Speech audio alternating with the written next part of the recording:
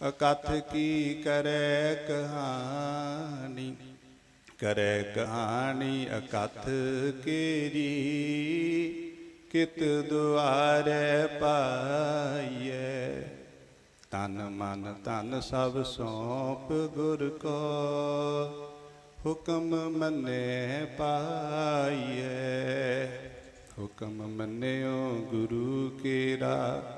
गावो सच्ची बाणी, कहे नानक सुनो संतो। अकथ की करे कहानी, बा प्रगटियो मर्द अगंबड़ा। बरियाम अकेला, वाह वाह गोबिंद सिंह। आपे गुर चेला। परम सत्कारयोग गुरु की साजी नवाजी प्यारी साध संगत, आप सारे ही माई भाई साहब श्री गुरु गोबिंद सिंह महाराज जी दे 350 साला प्रकाश गुरपुरब मना रहे हो।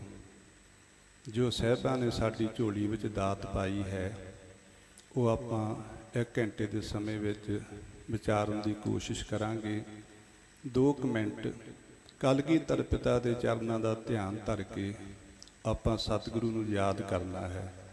श्री गुरु ग्रंथ साहिब महाराज की बाणी दे विच ये 3 चीज़ों का ध्यान बहुत दवाया गया है। एक गुरु ग्रंथ साहिब महाराज विच भाणे की गल है, आनंद की गल है, सचखंड की गल है। इन्हां ते आपां विचार करांगे। जिवें पातशाह ने बचन कीते हन, खालसा अकाल पुरख की फौज। प्रगटियो खालसा परमात्म की मौज। परमात्मा की मौज की है, असी उस मौज विच किवें मिल सकते हाँ, वो मौज अपने जीवन विच किवें लिया सकते हाँ, ये आपां विचारन की कोशिश करांगे। एक बार प्यार नाल फतेह बुलाओ। वाहिगुरू जी का खालसा, वाहिगुरू जी की फतेह। सो सतगुर प्यारा मेरे नाल है, सो सतगुर प्यारा मेरे नाल है। बोलन की कोशिश करो। इसी तरह आपानी आदत बन जानी गुरबाणी गाउण दी, क्योंकि हुक्म होया आपां नूं कि गुरबाणी गाउणी है। आवो सिख सतगुरु के प्यारिओ, गावो सच्ची बाणी। ये नहीं कि प्रचारकां ने बाणी पढ़ के गाउणी है, आपां सारे गावांगे। गुरबाणी दे विच लिखिया है, कोई गावे को सुने, हर नामा चित लाई। कहो कबीर संसा नहीं, अंत परम गत पाए। दुनिया का कोई बंदा गा लवे, कोई बंदा सुन लवे। इस तरीके दे नाल आपां कलगीधर पातशाह के चरणों का ध्यान धर के बाणी की पंक्ति गाउणी है। सो सतगुर प्यारा मेरे नाल है, जिथे किथे मैनू ले छडाई। फिर आपां विचारांगे कि आपां नूं कित्थों कित्थों गुरु छडाउंदा है। आखो सतनाम श्री। सो सतगुर प्यारा मेरे नाल है, सो सतगुर प्यारा मेरे नाल है। आखो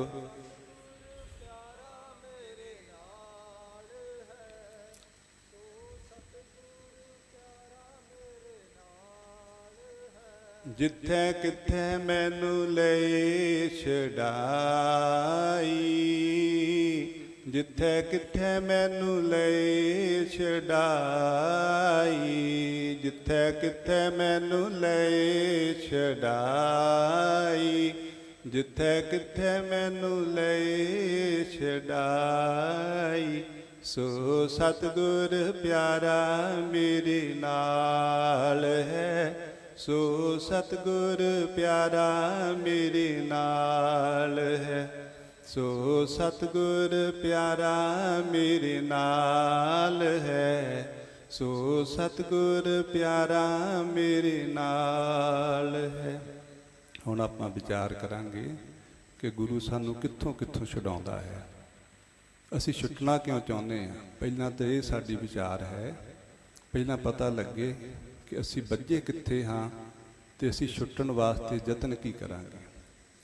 ਜਿੱਥੇ ਜਿੱਥੇ ਸਾਡੀ ਜ਼ਿੰਦਗੀ ਵਿੱਚ ਡਰ ਪਏ ਹੋਏ ਹਨ, ਜਿੱਥੋਂ ਅਸੀਂ ਡਰੇ ਹੋਏ ਹਾਂ, ਗੁਰੂ ਸਾਨੂੰ ਉੱਥੋਂ ਛੁਡਾਉਂਦਾ ਹੈ। ਸੰਸਾਰੀ ਲੋਕਾਂ ਦਾ ਸਭ ਤੋਂ ਵੱਡਾ ਡਰ ਕੀ ਹੈ?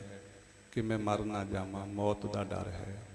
ਸਰੀਰਕ ਦੁੱਖਾਂ ਦਾ ਡਰ ਹੈ, ਸਾਨੂੰ ਕਿਤੇ ਜੇਲ੍ਹ ਨਾ ਹੋ ਜਾਏ, ਸਾਡੇ ਅੰਦਰ ਕਿਤੇ ਗਰੀਬੀ ਨਾ ਆ ਜਾਵੇ, ਸਾਡੀ ਜ਼ਿੰਦਗੀ ਵਿੱਚ ਗਰੀਬੀ ਨਾ ਆ ਜਾਵੇ, ਕਿਤੇ ਮੁਸੀਬਤਾਂ ਨਾ ਆ ਜਾਣ।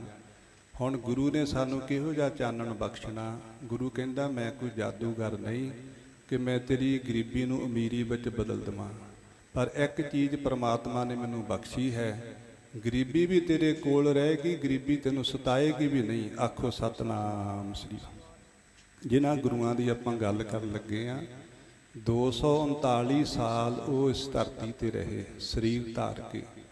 ਸਾਰੀ ਦੁਨੀਆ ਦੇ ਇਤਿਹਾਸਕਾਰਾਂ ਨੇ ਖੋਜ ਕਰਕੇ ਇਹ ਗੱਲ ਦੱਸੀ ਹੈ ਕਿ 10 ਗੁਰੂਆਂ ਦੇ ਵਿੱਚੋਂ 239 ਸਾਲਾਂ ਦੇ ਵਿੱਚ ਕਿਸੇ ਪਾਤਸ਼ਾਹ ਨੂੰ ਵੀ ਉਦਾਸ ਨਹੀਂ ਦੇਖਿਆ। ਆਖੋ ਸਤਨਾਮ ਸ੍ਰੀ। ਕਦੇ ਕੋਈ ਇਤਿਹਾਸਕਾਰ ਕਹਿ ਦੇਵੇ ਕਿ ਅੱਜ ਗੁਰੂ ਮਹਾਰਾਜ ਚਿੰਤਾ ਵਿੱਚ ਬੈਠੇ ਸੀ, ਜਾਂ ਪਰੇਸ਼ਾਨੀ ਵਿੱਚ ਬੈਠੇ ਸੀ, ਜਾਂ ਗੁਰੂ ਉਦਾਸ ਬੈਠਾ ਸੀ, ਜਾਂ ਗੁਰੂ ਘਬਰਾ ਗਿਆ ਸੀ। ਆਖੋ ਸਤਨਾਮ ਸ੍ਰੀ ਵਾਹਿਗੁਰੂ। ਉਹ ਘਬਰਾਹਟ ਦੂਰ ਕਰਨ ਆਏ ਸੀ, ਸਾਨੂੰ ਆਨੰਦ ਦੇਣ ਆਏ ਸੀ। ਜਿਹੜਾ ਬਚਨ ਆਉਂਦਾ ਗੁਰਬਾਣੀ ਦੇ ਵਿੱਚ ਆਨੰਦ, ਜਿਹੜਾ ਬਚਨ ਆਉਂਦਾ ਭਾਣਾ, ਜਿਹੜਾ ਬਚਨ ਆਉਂਦਾ ਮੌਜ, ਇਹ ਇੱਕੋ ਹੀ ਗੱਲ ਹੈ। ਕਈ ਵਾਰੀ ਅਸੀਂ ਭਾਣੇ ਦੀ ਗੱਲ ਉੱਥੇ ਹੀ ਕਰਦੇ ਹਾਂ ਜਦੋਂ ਕੋਈ ਸਰੀਰ ਚੜ੍ਹਾਈ ਕਰ ਜਾਵੇ, ਐਸੀ ਗੱਲ ਨਹੀਂ। ਜਦੋਂ ਪ੍ਰਮਾਤਮਾ ਖੁਸ਼ੀਆਂ ਬਖਸ਼ਦਾ ਉਹ ਵੀ ਭਾਣੇ ਵਿੱਚ ਹੀ ਆਉਂਦੀਆਂ। ਆਖੋ ਸਤਨਾਮ ਸ੍ਰੀ।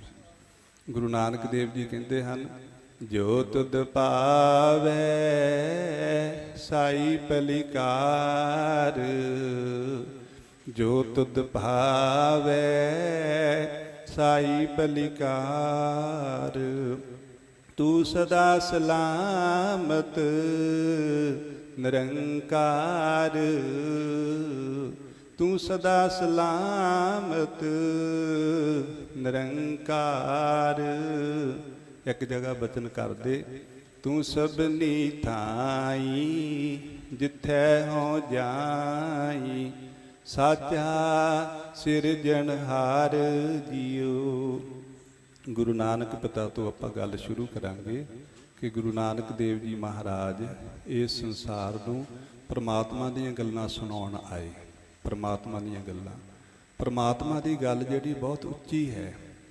ਕੋਈ ਅਸਮਾਨ ਦੀ ਖੋਜ ਕਰਕੇ ਦੱਸੇ ਕਿ ਅਸਮਾਨ 'ਤੇ ਆਹ ਚੀਜ਼ ਹੈ, ਆਹ ਚੀਜ਼। ਆਪਾਂ ਅਸਮਾਨ ਬਾਰੇ ਕੁਝ ਜਾਣਦੇ ਨਹੀਂ ਹਾਂ, ਅਸੀਂ ਧਰਤੀ ਦੀਆਂ ਚੀਜ਼ਾਂ ਸਮਝਦੇ ਹਾਂ, ਅਸਮਾਨ ਨੂੰ ਸਮਝ ਨਹੀਂ ਸਕਾਂਗੇ। ਜਿਹੜਾ ਸਮਝਾਉਣ ਵਾਲਾ ਸਿਆਣਾ ਹੋਏਗਾ ਉਹ ਧਰਤੀ ਦੀਆਂ ਚੀਜ਼ਾਂ ਦੀਆਂ ਉਦਾਹਰਨਾਂ ਦੇ ਕੇ ਅਸਮਾਨ ਦੀ ਗੱਲ ਵੀ ਸਮਝਾ ਦੇਵੇਗਾ। ਆਖੋ ਸਤਨਾਮ ਸ੍ਰੀ ਵਾਹਿਗੁਰੂ। ਅਸੀਂ ਸੰਸਾਰੀ ਲੋਕ ਹਾਂ, ਸੰਸਾਰ ਨੂੰ ਜਾਣਦੇ ਹਾਂ, ਨਿਰੰਕਾਰ ਨੂੰ ਨਹੀਂ ਜਾਣਦੇ। ਗੁਰੂ ਪਿਤਾ ਜੀ ਦੀ ਇਹ ਵਡਿਆਈ ਹੈ ਕਿ ਨਿਰੰਕਾਰ ਦੀ ਗੱਲ ਉਹਨਾਂ ਨੇ ਸੰਸਾਰ ਦੇ ਦੁਆਰਾ ਸਮਝਾਈ ਹੈ। ਆਖੋ ਸਤਨਾਮ ਸ੍ਰੀ ਵਾਹਿਗੁਰੂ। ਕਿਵੇਂ ਨਿਰੰਕਾਰ ਦੀ ਗੱਲ ਸਾਡੀ ਝੋਲੀ ਵਿੱਚ ਪਵੇ, ਕਿਵੇਂ ਪਰਮੇਸ਼ਰ ਦੇ ਵਿਚਾਰ ਸਾਡੀ ਝੋਲੀ ਵਿੱਚ ਪੈਣ। ਗੁਰੂ ਪਿਤਾ ਜੀ ਨੇ ਇਹ ਬਚਨ ਕੀਤਾ ਕਿ ਜੋ ਪਰਮਾਤਮਾ ਕਰਦਾ ਉਹ ਭਲਾ ਕਰਦਾ ਹੈ, ਉਹਦੀ ਕਾਰ ਭਲੀ ਹੈ। ਜਪਜੀ ਸਾਹਿਬ ਦੇ ਵਿੱਚ ਇਹ ਬਚਨ ਆਉਂਦੇ ਹਨ, ਸੰਖ ਜਪ ਸੰਖ ਪਾਓ, ਸੰਖ ਪੂਜਾ ਸੰਖ ਤਪਤਾਓ। ਇਹਦੇ ਅਖੀਰ ਤੇ ਜਾ ਕੇ ਮਹਾਰਾਜ ਕਹਿੰਦੇ, ਵਾਰਿਆ ਨਾ ਜਾਵਾ ਏਕ ਵਾਰ, ਜੋ ਤੁਧ ਭਾਵੈ ਸਾਈ ਭਲੀ ਕਾਰ। ਅਗਲੀ ਪੌੜੀ ਵਿੱਚ ਕਹਿੰਦੇ, ਸੰਖ ਮੂਰਖ ਅੰਧ ਘੋਰ, ਸੰਖ ਚੋਰ ਹਰਾਮ ਖੋਰ। ਇਹ ਸਾਰੀ ਜਿਹੜੀ ਪੌੜੀ ਹੈ ਇਹ ਅਧੋਗਤੀ ਵਾਲੇ ਪੁਰਸ਼ਾਂ ਦਾ ਜ਼ਿਕਰ ਇਹਦੇ ਵਿੱਚ ਮਹਾਰਾਜ ਕਰਦੇ ਹਨ।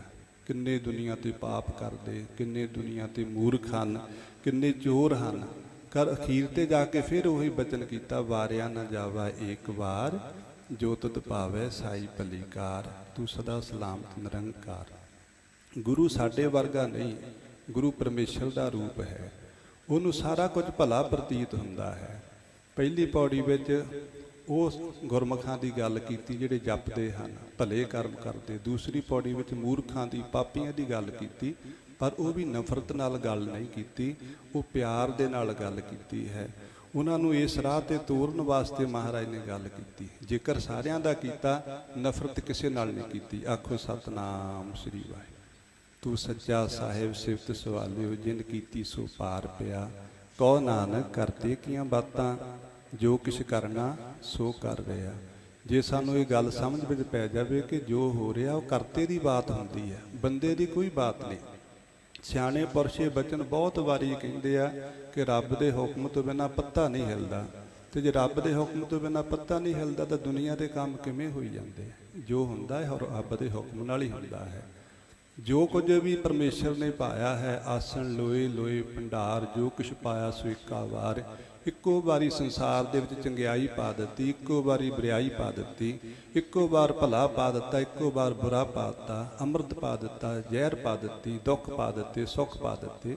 ਜੇ ਅਸੀਂ ਇੱਕ ਚੀਜ਼ ਨੂੰ ਕਹੀਏ ਕਿ ਅਸੀਂ ਇਹਨੂੰ ਸਵੀਕਾਰ ਕਰਦੇ ਹਾਂ, ਦੂਸਰੀ ਚੀਜ਼ ਨੂੰ ਨਹੀਂ ਸਵੀਕਾਰ ਕਰ ਸਕਦੇ, ਅਸੀਂ ਪਰਮਾਤਮਾ ਤੱਕ ਪਹੁੰਚ ਨਹੀਂ ਸਕਾਂਗੇ। ਆਖੋ ਸਤਨਾਮ ਸ੍ਰੀ ਵਾਹਿਗੁਰੂ। ਮਹਾਰਾਜ ਨੇ ਸਮਝਾਉਣ ਦਾ ਯਤਨ ਕੀਤਾ ਕਿ ਭਾਈ ਜੋ ਪਰਮੇਸ਼ਰ ਕਰਦਾ ਉਹਦੀ ਕਾਰ ਭਲੀ ਹੈ। ਜਿਸ ਵੇਲੇ ਗੁਰੂ ਨਾਨਕ ਦੇਵ ਜੀ ਬਾਬਰ ਦੇ ਜੇਲ੍ਹ ਖਾਨੇ ਜਾਂਦੇ ਹਨ ਤੇ ਉੱਥੇ ਕੀ ਕੌਤਕ ਹੋਇਆ। ਜੇਲ੍ਹ ਦੇ ਵਿੱਚ ਜਾ ਕੇ ਅਕਸਰ ਸੰਸਾਰੀ ਬੰਦਾ ਦੁਖੀ ਹੁੰਦਾ, ਪਰੇਸ਼ਾਨ ਹੁੰਦਾ। ਉੱਥੇ ਹੋਰ ਵੀ ਬਹੁਤ ਸਾਰੇ ਲੋਕ ਉਹ ਜੇਲ੍ਹਾਂ ਕੱਟਦੇ ਸੀ, ਪੀਰ ਫਕੀਰ ਵੀ ਸੀ, ਘਬਰਾਏ ਹੋਏ ਸੀ, ਡਰੇ ਹੋਏ ਸੀ। ਉੱਥੇ ਜਦੋਂ ਗੁਰੂ ਨਾਨਕ ਦੇਵ ਜੀ ਉਹਨਾਂ ਨੂੰ ਛੁਡਾਉਣ ਵਾਸਤੇ ਜਾਂਦੇ ਹਨ, ਉਹਨਾਂ ਦਾ ਜੇਲ੍ਹ ਵਿੱਚ ਜਾਣਾ ਇੱਕ ਵੱਖਰੀ ਗੱਲ ਹੈ, ਬਹੁਤ ਆਨੰਦਮਈ ਜੇਲ੍ਹ ਵਿੱਚ ਜਾਣਾ ਹੈ। ਜਿਸ ਵੇਲੇ ਉਹ ਜੇਲ੍ਹ ਵਿੱਚ ਬੈਠੇ ਪਰਮਾਤਮਾ ਦੀ ਯਾਦ ਵਿੱਚ ਜੁੜਦੇ, ਪਰਮਾਤਮਾ ਦੀਆਂ ਸਿਫਤਾਂ ਕਰਦੇ, ਪਰਮਾਤਮਾ ਦੀਆਂ ਗੱਲਾਂ ਕਰਦੇ, ਅਸਲ ਵਿੱਚ ਜੋ ਬੰਦੇ ਦੀ ਸੁਰਤੀ ਵਿੱਚ ਹੁੰਦਾ ਹੈ ਉਹਦਾ ਸੰਸਾਰ ਉਸੇ ਤਰ੍ਹਾਂ ਦਾ ਹੋ ਜਾਂਦਾ। ਆਖੋ ਸਤਨਾਮ ਸ੍ਰੀ ਵਾਹਿਗੁਰੂ। ਜੇਲ੍ਹ ਦੇ ਅਹਿਲਕਾਰਾਂ ਨੇ ਜਾ ਕੇ ਬਾਬਰ ਨੂੰ ਕਹਿਣਾ ਕੀਤਾ ਕਿ ਕੈਦੀ ਤਾਂ ਇਸ ਦੁਨੀਆ ਤੇ ਬਹੁਤ ਦੇਖੇ, ਸਾਡੀ ਜੇਲ੍ਹ ਵਿੱਚ ਵੀ ਕੈਦੀ ਬਹੁਤ ਆਏ, ਪਰ ਇਹ ਜਿਹੜਾ ਗੁਰੂ ਨਾਨਕ ਕੈਦੀ ਆਇਆ ਹੈ, ਇਹ ਕੈਦੀ ਬਣਾਉਣ ਦੇ ਬਾਵਜੂਦ ਵੀ ਕੈਦੀ ਨਹੀਂ ਬਣਿਆ। ਆਖੋ ਸਤਨਾਮ ਸ੍ਰੀ ਵਾਹਿਗੁਰੂ। ਇਹ ਤਾਂ ਆਪਣੀ ਮੌਜ ਵਿੱਚ ਹੈ, ਇਹ ਆਨੰਦ ਵਿੱਚ ਹੈ। ਅਸੀਂ ਤਾਂ ਲੋਕਾਂ ਨੂੰ ਦੁਖੀ ਕਰਨ ਵਾਸਤੇ ਜੇਲ੍ਹ ਵਿੱਚ ਪਾਉਂਦੇ ਹਾਂ, ਜੇਲ੍ਹ ਤੈਨੂੰ ਦੁਖੀ ਕਰਦੀ ਨਹੀਂ ਹੈ। ਇਹਦੇ ਪਿੱਛੇ ਕਹਾਣੀ ਕੀ ਹੈ? ਇੰਨਾ ਬਾਬਰ ਪ੍ਰਭਾਵਿਤ ਹੋਇਆ, ਰਾਜਾ ਹੋਣ ਦੇ ਬਾਵਜੂਦ ਇੱਕ ਕੈਦੀ ਦੇ ਦਰਸ਼ਨ ਕਰਨ ਆਇਆ। ਗੁਰੂ ਨਾਨਕ ਪਾਤਸ਼ਾਹ ਨੂੰ ਪੁੱਛਦਾ ਕਿ ਤੁਸੀਂ ਕਿਹੜਾ ਨਸ਼ਾ ਕਰਦੇ ਹੋ? ਇਹ ਤਾਂ ਦੁੱਖਾਂ ਦਾ ਘਰ ਹੈ, ਜੇਲ੍ਹ ਖਾਨਾ। ਲੋਕ ਤੜਫਦੇ ਹਨ, ਤੁਸੀਂ ਹੱਸਦੇ ਹੋ, ਮੁਸਕਰਾਉਂਦੇ ਹੋ, ਤੁਹਾਨੂੰ ਕੋਈ ਫਿਕਰ ਨਹੀਂ, ਕੋਈ ਚਿੰਤਾ ਨਹੀਂ। ਇਹਦੇ ਪਿੱਛੇ ਕਹਾਣੀ ਕੀ ਹੈ? ਤੁਸੀਂ ਕਿਹੋ ਜਿਹੀ ਸ਼ਰਾਬ ਪੀਂਦੇ ਹੋ?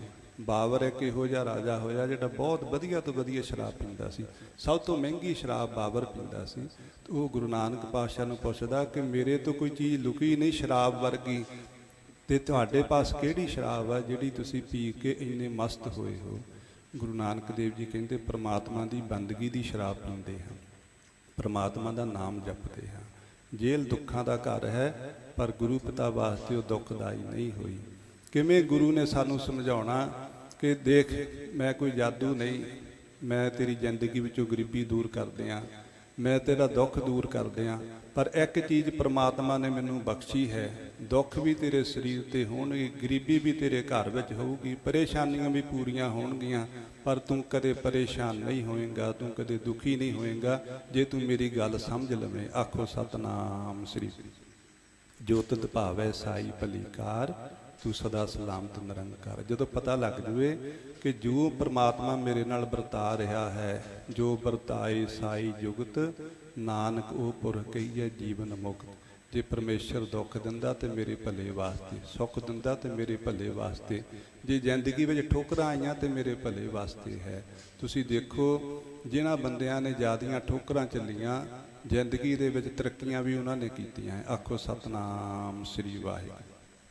ਠੋਕਰਾਂ ਆਵਾਜ਼ ਨਾ ਮੰਜ਼ਿਲ ਮਿਲਦੀ, ਦੁੱਖਾਂ ਆਵਾਜ਼ ਨਾ ਜਾਰੀ।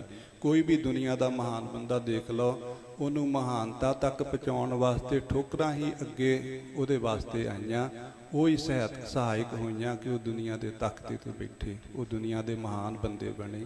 ਇਸ ਕਰਕੇ ਗੁਰੂ ਨਾਨਕ ਪਿਤਾ ਜੀ ਨੇ ਇੱਕ ਸਿਧਾਂਤ ਦਿੱਤਾ। ਆਪਾਂ 10ਵੇਂ ਪਾਤਸ਼ਾਹ ਤੱਕ ਪਹੁੰਚ ਕੇ ਦੇਖਾਂਗੇ ਕਿਵੇਂ ਕਲਗੀਧਰ ਸੱਚੇ ਪਾਤਸ਼ਾਹ ਸਾਡੀ ਜ਼ਿੰਦਗੀ ਵਿੱਚ ਆਨੰਦ ਵਰਤਾਉਂਦੇ ਹਨ। ਇਸੇ ਤਰ੍ਹਾਂ ਪਹਿਲੇ ਪਾਤਸ਼ਾਹ ਤੋਂ ਲੈ ਕੇ 9ਵੇਂ ਪਾਤਸ਼ਾਹ ਤੱਕ ਤੁਸੀਂ ਹਰ ਗੁਰੂ ਮਹਾਰਾਜ ਦੇ ਜੀਵਨ ਨੂੰ ਕਿਤੇ ਵਿਚਾਰ ਕੇ ਦੇਖੋ, ਉਹਨਾਂ ਦੀ ਜ਼ਿੰਦਗੀ ਦੇ ਵਿੱਚ ਕਿੰਨਾ ਕੁਝ ਵਾਪਰਿਆ, ਪਰ ਅੰਦਰਲੇ ਰਸ ਵਿੱਚ ਫਰਕ ਨਹੀਂ ਪਿਆ। ਗੁਰੂ ਨੇ ਸਾਨੂੰ ਅੰਦਰਲੀ ਗੱਲ ਸਮਝਾਈ ਹੈ, ਗੁਰੂ ਨੇ ਸਾਨੂੰ ਪਰਮਾਤਮਾ ਦੇ ਨਾਲ ਜੋੜਿਆ ਹੈ। ਜਿਹੜੀ ਅੰਦਰਲੀ ਗੱਲ ਹੈ ਜਦੋਂ ਕਿਤੇ ਸਮਝ ਵਿੱਚ ਪੈ ਜਾਵੇ, ਉਹਦੇ ਵਿੱਚ ਕੋਈ ਫਰਕ ਨਹੀਂ ਪਾ ਸਕਦਾ। ਜਿਹੜੀ ਆਨੰਦ ਦੀ ਗੱਲ ਹੈ ਉਹ ਅੰਦਰ ਦੇ ਨਾਲ ਸੀਮਿਤ ਹੈ, ਅੰਦਰ ਦੇ ਨਾਲ ਸੰਬੰਧ ਰੱਖਦੀ ਹੈ। ਸੰਸਾਰ ਦੇ ਵਿੱਚ ਬਾਹਰ ਸਰੀਰ ਨਾਲ ਉਹਦਾ ਕੋਈ ਤਾਲੁਕਾਤ ਨਹੀਂ ਹੈ। ਜਿਸ ਆਨੰਦ ਦਾ ਜ਼ਿਕਰ ਗੁਰੂ ਗ੍ਰੰਥ ਸਾਹਿਬ ਦੇ ਵਿੱਚ ਆਉਂਦਾ ਹੈ। ਜਿਹਨੂੰ ਉਹ ਗੱਲ ਸਮਝ ਪੈ ਗਈ, ਇਨਸਾਨ ਆਪਣੇ ਨਾਲ ਜੁੜ ਗਿਆ, ਉਹ ਬੰਦਾ ਜਦੋਂ ਆਪੇ ਨਾਲ ਜੁੜ ਕੇ ਪ੍ਰਮਾਤਮਾ ਦੇ ਨਾਲ ਉਹਦਾ ਲਿੰਕ ਬਣ ਗਿਆ, ਸੁਰਤੀ ਵਿੱਚ ਪਰਮੇਸ਼ਰ ਆ ਗਿਆ, ਦੁਨੀਆ ਦੀਆਂ ਸਾਰੀਆਂ ਤਾਕਤਾਂ ਵੀ ਆ ਜਾਣ, ਉਹਨੂੰ ਕੋਈ ਹਰਾ ਨਹੀਂ ਸਕਦਾ, ਉਹਨੂੰ ਕੋਈ ਦੁਖੀ ਨਹੀਂ ਕਰ ਸਕਦਾ। ਆਖੋ ਸਤਨਾਮ ਸ੍ਰੀ। ਮਨ ਮੈਂ ਆਪ ਮਨ ਆਪਣੇ ਮਾਹੇ, ਨਾਨਕ ਕੀਮਤ ਕਹਿਣ ਨ ਜਾਏ। ਮਨ ਮੈਂ ਆਪ ਮਨ ਆਪਣੇ ਮਾਹੇ। ਮਨ ਦੇ ਵਿੱਚ ਪਰਮੇਸ਼ਰ ਹੈ। ਜਿੰਨਾ ਚਿਰ ਪਰਮੇਸ਼ਰ ਸਾਡੇ ਅੰਦਰ ਆਉਂਦਾ ਨਹੀਂ, ਸਾਡਾ ਸੰਸਾਰ 'ਤੇ ਆਉਣਾ ਨਹੀਂ ਹੁੰਦਾ ਹੈ। ਗੁਰਬਾਣੀ ਨੇ ਮੰਨਿਆ ਹੈ, ਇਹ ਸਰੀਰਾ ਮੇਰਿਆ ਹਰ ਤੁਮ ਮੈਂ ਜੋਤ ਰੱਖੀ, ਤਾ ਤੂੰ ਜਗ ਮੈਂ ਆਇਆ। ਹਰ ਆਪੇ ਮਾਤਾ ਆਪੇ ਪਿਤਾ, ਜਿਨ ਜੀਓ ਪਾਏ ਜਗਤ ਦਿਖਾਇਆ। ਜੇ ਕਿਤੇ ਗੁਰਬਾਣੀ ਧਿਆਨ ਨਾਲ ਪੜਾਂਗੇ, ਸੰਸਾਰ ਨੂੰ ਜਿਹੜਾ ਅਸੀਂ ਸੰਸਾਰ ਦੇਖਦੇ, ਸੰਸਾਰ ਹੈ ਹੀ ਨਹੀਂ। ਤੁਸੀਂ ਦੇਖੋਗੇ ਕਿ ਜਾਂ ਮੇਰੀ ਗੱਲ ਚੱਲਦੀ ਜਾਂ ਪ੍ਰਮਾਤਮਾ ਦੀ ਗੱਲ ਚੱਲਦੀ ਹੈ, ਦੂਜਾ ਕੋਈ ਹੈ ਹੀ ਨਹੀਂ। ਇੱਕੋ ਸਿਮਰੋ ਨਾਨਕਾ ਦੂਜਾ ਕਾਹੇ ਕੂ। ਇੱਕੋ ਹੀ ਦੀ ਗੱਲ ਹੈ। ਇੱਕੋ ਤੋਂ ਅਸੀਂ ਆਏ ਹਾਂ, ਇੱਕ ਦੇ ਕੋਲ ਜਾਣਾ ਹੈ। ਇੱਕ ਦਾ ਦਿੱਤਾ ਖਾਂਦੇ ਹਾਂ, ਇੱਕ ਦਾ ਦਿੱਤਾ ਪਹਿਨਦੇ ਹਾਂ। ਸਾਰਾ ਕੁਝ ਇੱਕ ਦੇ ਆਲੇ ਦੁਆਲੇ ਘੁੰਮਦਾ ਹੈ। ਤੇ ਅਸੀਂ ਡਰਦੇ ਉਦੋਂ ਆ ਜਦੋਂ ਅਸੀਂ ਸਮਝ ਲੈਂਦੇ ਹਾਂ ਕਿ ਸਾਨੂੰ ਆਹ ਸੰਸਾਰ ਤੋਂ ਮਿਲਿਆ ਹੈ। ਸੰਸਾਰ ਪਰਮੇਸ਼ਰ ਨੇ ਪੈਦਾ ਕੀਤਾ। ਜੋ ਕੁਝ ਵੀ ਸਾਡੇ ਨਾਲ ਵਾਪਰਦਾ, ਉਹ ਪ੍ਰਮਾਤਮਾ ਦੇ ਹੁਕਮ ਨਾਲ ਵਾਪਰਦਾ ਹੈ। ਕਲਗੀਧਰ ਪਿਤਾ ਜੀ, ਜਿਨ੍ਹਾਂ ਦੀ ਆਪਾਂ ਯਾਦ ਮਨਾ ਰਹੇ ਹਾਂ, ਜਿਨ੍ਹਾਂ ਦਾ ਪ੍ਰਕਾਸ਼ ਦਿਹਾੜਾ ਮਨਾ ਰਹੇ ਹਾਂ, ਉਹਨਾਂ ਦਾ ਕਿਤੇ ਸੱਚੇ ਮਨ ਦੇ ਨਾਲ ਨਾਂ ਹੀ ਲੈ ਲਓ, ਉਸੇ ਵੇਲੇ ਹਿਰਦਾ ਸ਼ਾਂਤ ਹੋ ਜਾਂਦਾ ਹੈ। ਆਖੋ ਸਤਨਾਮ ਸ੍ਰੀ ਵਾਹਿਗੁਰੂ। ਉਹਨਾਂ ਦਾ ਸੰਸਾਰ 'ਤੇ ਆਉਣਾ ਕਿਵੇਂ ਹੋਇਆ? ਜਿੱਡੀ ਵੱਡੀ ਰੂਹ ਨੇ ਆਉਣਾ ਹੁੰਦਾ ਹੈ, ਜਿੱਡੀ ਮਹਿੰਗੀ ਵਸਤੂ ਆਪਾਂ ਖਰੀਦਣੀ, ਪਹਿਲਾਂ ਉਹਦਾ ਮੁੱਲ ਤਾਰਨਾ ਪੈਂਦਾ ਹੈ, ਪਹਿਲਾਂ ਉਹਦੀ ਕੀਮਤ ਅਦਾ ਕਰਨੀ ਪੈਂਦੀ ਹੈ। ਪਰਮੇਸ਼ਰ ਨੇ ਇਸ ਧਰਤੀ 'ਤੇ ਆਉਣਾ ਸੀ। ਗੁਰੂ ਤੇਗ ਬਹਾਦਰ ਸਾਹਿਬ ਮਹਾਰਾਜ ਦੇ ਘਰ ਮਾਤਾ ਗੁਜਰੀ ਦੀ ਕੁੱਖ ਤੋਂ ਮਹਾਰਾਜ ਗੁਰੂ ਤੇਗ ਬਹਾਦਰ ਸਾਹਿਬ ਦੀ ਸ਼ਾਦੀ ਹੋਇਆਂ ਨੂੰ 30 ਸਾਲ ਤੋਂ ਉੱਪਰ ਸਮਾਂ ਹੋ ਗਿਆ, ਔਲਾਦ ਨਹੀਂ ਹੋਈ। ਆਖੋ ਸਤਨਾਮ ਸ੍ਰੀ ਵਾਹਿਗੁਰੂ। ਇੱਥੋਂ ਵੀ ਬਹੁਤ ਵੱਡਾ ਸਬਕ ਮਿਲਦਾ ਹੈ। ਮਹਾਰਾਜ ਜੀ ਦੇ ਘਰ ਔਲਾਦ ਨਹੀਂ, ਮਹਾਰਾਜ ਨੇ ਕਦੇ ਵੀ ਗਿਲਾ ਨਹੀਂ ਕੀਤਾ, ਪਰਿਵਾਰ ਨੇ ਗਿਲਾ ਨਹੀਂ ਕੀਤਾ।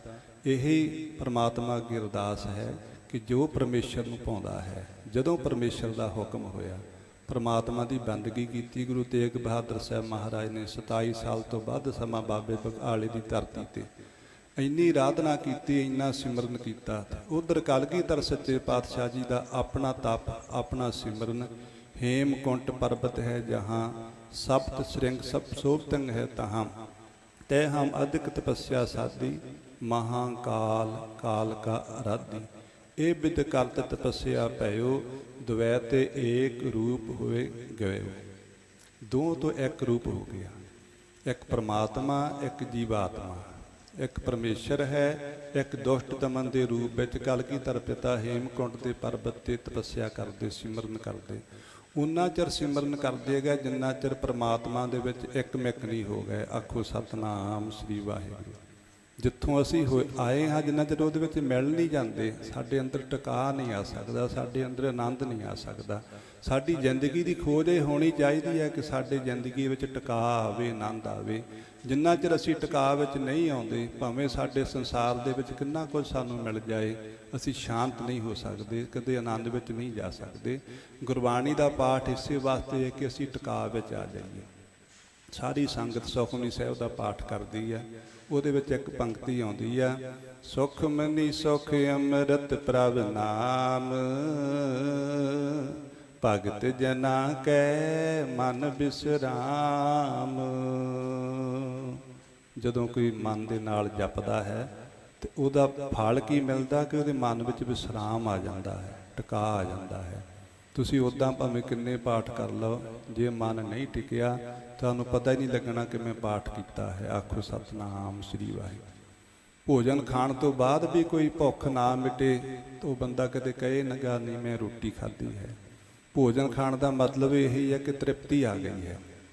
ਬਾਣੀ ਪੜ੍ਹਨ ਦਾ ਮਤਲਬ ਇਹੀ ਹੈ ਕਿ ਸਾਡੇ ਅੰਦਰ ਸੰਤੁਸ਼ਟੀ ਆ ਜਾਵੇ, ਸਾਡੇ ਅੰਦਰ ਤ੍ਰਿਪਤੀ ਆ ਜਾਵੇ, ਸਾਡੇ ਅੰਦਰ ਪਵਿੱਤਰਤਾ ਆ ਜਾਵੇ। ਮਹਾਰਾਜ ਕਹਿੰਦੇ ਭਗਤ ਜਨਾਂ ਕੇ ਮਨ ਵਿਸਰਾਮ, ਉਹਨਾਂ ਦੇ ਮਨ ਨੂੰ ਟਿਕਾ ਆ ਜਾਂਦਾ ਹੈ। ਸਾਰੀ ਦੁਨੀਆ ਦੇ ਮਨ ਨੂੰ ਟਿਕਾ ਤਾਂ ਨਹੀਂ ਆ ਜਾਂਦਾ, ਉਹੋ ਹੀ ਭਗਤ ਹੈ ਜਿਹਦੇ ਮਨ ਵਿੱਚ ਟਿਕਾ ਆ ਗਿਆ ਹੈ।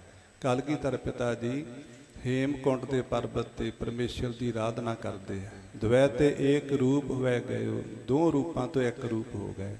ਉਧਰ ਕਲਗੀਧਰ ਪਿਤਾ ਦੀ ਤਪੱਸਿਆ, ਇੱਧਰ ਗੁਰੂ ਤੇਗ ਬਹਾਦਰ ਸਾਹਿਬ ਮਹਾਰਾਜ ਦੀ ਬੰਦਗੀ।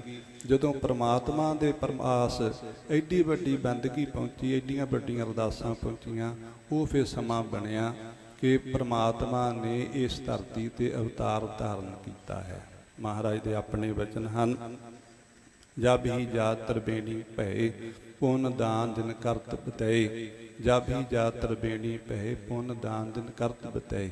ਸੱਚੇ ਪਾਤਸ਼ਾਹ ਕਹਿੰਦੇ ਜਦੋਂ ਤਰਵੇਣੀ ਦੀ ਧਰਤੀ ਤੇ ਗੁਰੂ ਪਿਤਾ ਜੀ ਗੁਰੂ ਤੇਗ ਬਹਾਦਰ ਸਾਹਿਬ ਜੀ ਗਏ, ਉੱਥੇ ਜਾ ਕੇ ਬਹੁਤ ਵੱਡਾ ਦਾਨ ਪੁੰਨ ਕੀਤਾ, ਬਹੁਤ ਵੱਡੇ ਭੰਡਾਰੇ ਕੀਤੇ, ਬਹੁਤ ਵੱਡੀ ਪਰਮੇਸ਼ਰ ਦੀ ਬੰਦਗੀ ਕੀਤੀ। ਸਾਹਿਬ ਸ੍ਰੀ ਗੁਰੂ ਗ੍ਰੰਥ ਸਾਹਿਬ ਮਹਾਰਾਜ ਜੀ ਦੇ ਅਖੰਡ ਪਾਠ ਕਰਵਾਏ ਤੇ ਮਹਾਰਾਜ ਕਹਿੰਦੇ ਤਹੀਂ ਪ੍ਰਕਾਸ਼ ਹਮਾਰਾ ਭਇਓ, ਪਟਨਾ ਸ਼ਹਿਰ ਵਿਖੇ ਪਵ ਲਇਓ। ਉਹ ਤਰਵੇਣੀ ਦੀ ਧਰਤੀ ਤੇ ਸਾਡਾ ਮਾਤਾ ਦੇ ਉਦਰ ਵਿੱਚ ਨਿਵਾਸ ਹੋਇਆ, ਸਾਡੀ ਜੋਤ ਆਈ। ਇਹ ਸਰੀਰਾ ਮੇਰਿਆ ਹਰ ਤੁਮਨੇ ਜੋਤ ਰੱਖੀ, ਤਾਂ ਤੂੰ ਜਗ ਮੇ ਆਇਆ। ਪਹਿਲਾਂ ਜਦੋਂ ਮਾਤਾ ਦੇ ਉਦਰ ਵਿੱਚ ਸਰੀਰ ਤਿਆਰ ਹੁੰਦਾ ਤੇ ਪਰਮੇਸ਼ਰ ਆਪਣੀ ਜੋਤ ਰੱਖਦਾ। ਜਿੰਨਾ ਚਿਰ ਜੋਤ ਪਰਮੇਸ਼ਰ ਨਹੀਂ ਰੱਖਦਾ ਉਹਨਾਂ ਚਿਰ ਬੱਚੇ ਦੇ ਸਵਾਸ ਨਹੀਂ ਚੱਲਦੇ। ਆਖੋ ਸਤਨਾਮ ਸ੍ਰੀ ਵਾਹਿਗੁਰੂ। ਉਹ ਸਵਾਸ ਕਦੋਂ ਚੱਲੇ, ਉਹ ਜੋਤ ਕਦੋਂ ਰੱਖੀ, ਮਾਤਾ ਨੂੰ ਵੀ ਪਤਾ ਨਹੀਂ ਚੱਲਦਾ। ਆਖੋ ਸਤਨਾਮ ਸ੍ਰੀ ਵਾਹਿਗੁਰੂ।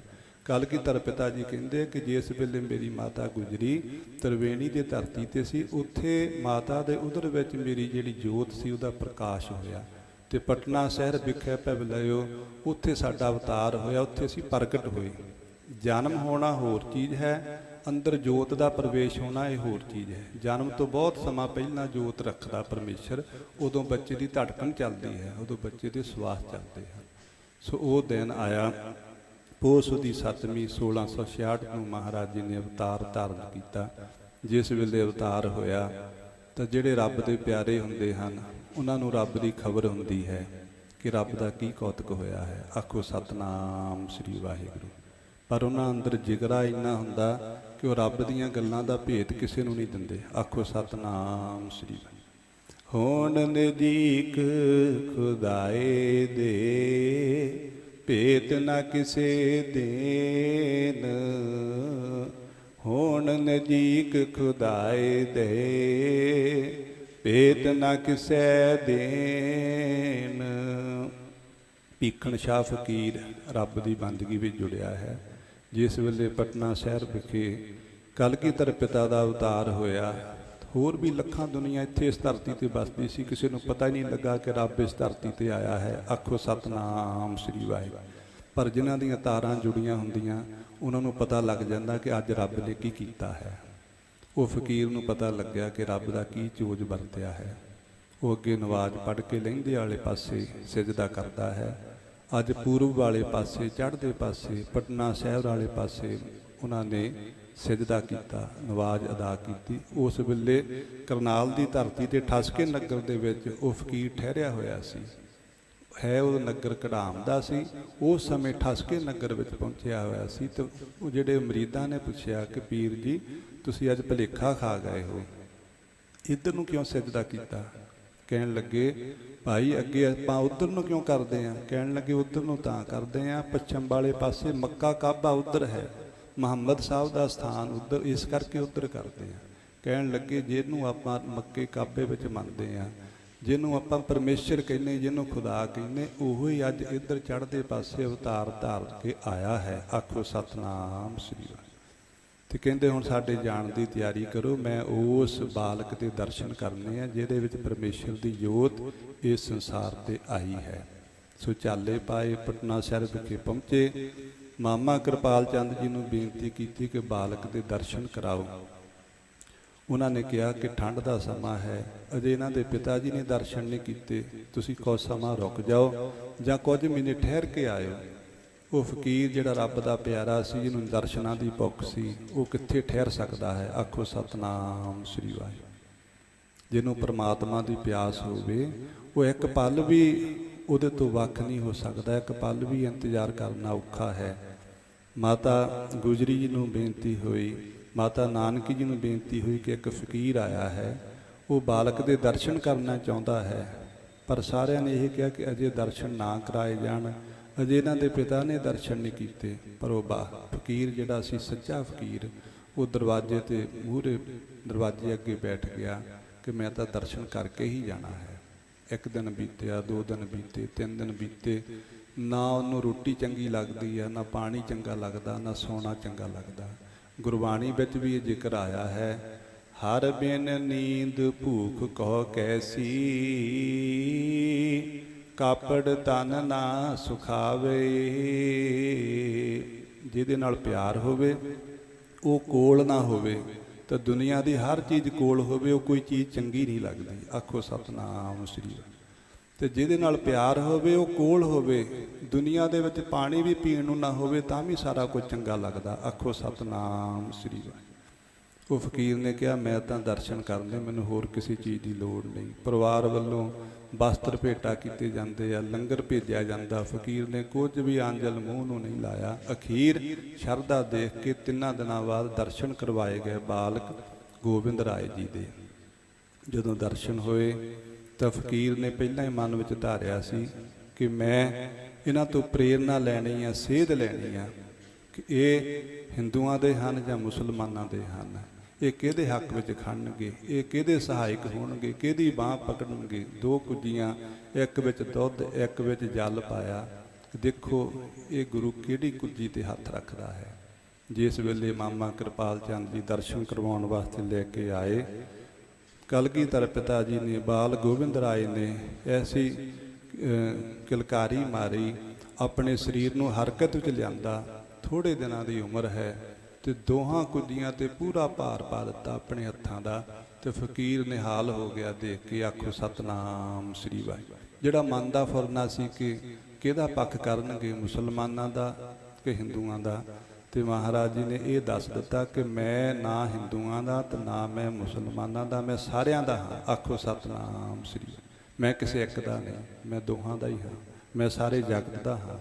ਜਿਸ ਵੇਲੇ ਮਨ ਦਾ ਫੁਰਨਾ ਪੂਰਾ ਹੋਇਆ, ਭੀਖਣ ਸ਼ਾਹ ਫਕੀਰ ਲੰਮਾ ਪੈ ਕੇ ਬਾਲਕ ਗੋਬਿੰਦ ਰਾਏ ਨੂੰ ਨਮਸਕਾਰਾਂ ਕਰਦਾ ਹੈ, ਧੰਨ ਧੰਨ ਕਰਦਾ, ਮਹਾਰਾਜ ਦੀਆਂ ਖੁਸ਼ੀਆਂ ਲੈ ਕੇ ਵਾਪਸ ਆਇਆ। ਤੇ ਕਲਗੀਧਰ ਪਿਤਾ ਜੀ ਅੱਜ ਹੋਰ ਕੱਲ੍ਹ ਹੋਰ ਵੱਡੇ ਹੋ ਰਹੇ ਹਨ।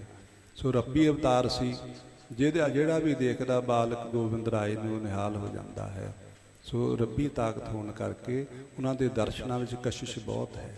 ਜਿਹੜਾ ਵੀ ਯਾਦ ਕਰਦਾ, ਥੋੜ੍ਹੇ ਜਿਹੇ ਹੋਰ ਵੱਡੇ ਹੋਏ, ਹਾਣੀਆਂ ਨਾਲ ਖੇਡਣ ਲੱਗੇ, ਗੰਗਾ ਕਿਨਾਰੇ ਜਾਣ ਲੱਗੇ, ਉੱਥੇ ਸ਼ਿਵਦੱਤ ਪੰਡਤ ਪਰਮਾਤਮਾ ਦੀ ਬੰਦਗੀ ਵਿੱਚ ਜੁੜਦਾ ਹੈ।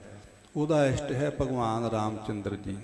ਰਾਮਚੰਦਰ ਜੀ ਦੀ ਮੂਰਤੀ ਬਣਾ ਕੇ ਸ਼ਿਵਦੱਤ ਪੰਡਤ ਉੱਥੇ ਉਹਨਾਂ ਦੀ ਆਰਾਧਨਾ ਕਰਦਾ ਹੈ, ਤੇ ਦਿਨ ਰਾਤ ਇਹ ਚੇਤਾ ਕਰਦਾ ਕਿ ਇਹ ਭਗਵਾਨ ਰਾਮਚੰਦਰ, ਤੁਸੀਂ ਸਾਖਸ਼ਾਤ ਹੋ ਕੇ, ਪ੍ਰਗਟ ਹੋ ਕੇ ਮੈਨੂੰ ਦਰਸ਼ਨ ਦਿਓ। ਆਰਤੀ ਕੀਰਤਨ ਕਰਦਾ ਹੈ, ਲੱਡੂਆਂ ਦੀ ਥਾਲੀ ਸਜਾ ਕੇ ਮੂਰਤੀ ਦੇ ਅੱਗੇ ਭੋਗ ਲਵਾਉਣ ਵਾਸਤੇ ਰੱਖਦਾ ਹੈ। ਭਾਵਨਾ ਇਹ ਹੈ ਕਿ ਮੈਨੂੰ ਪ੍ਰਤੱਖ ਹੋ ਕੇ ਦਰਸ਼ਨ ਦੇਣ ਤੇ ਲੱਡੂਆਂ ਦਾ ਪ੍ਰਸ਼ਾਦ ਛਕਣ। ਕਲਗੀਧਰ ਪਿਤਾ ਜੀ ਕਦੇ ਕਦੇ ਗੰਗਾ ਕਿਨਾਰੇ ਖੇਡਣ ਜਾਂਦੇ ਹਨ।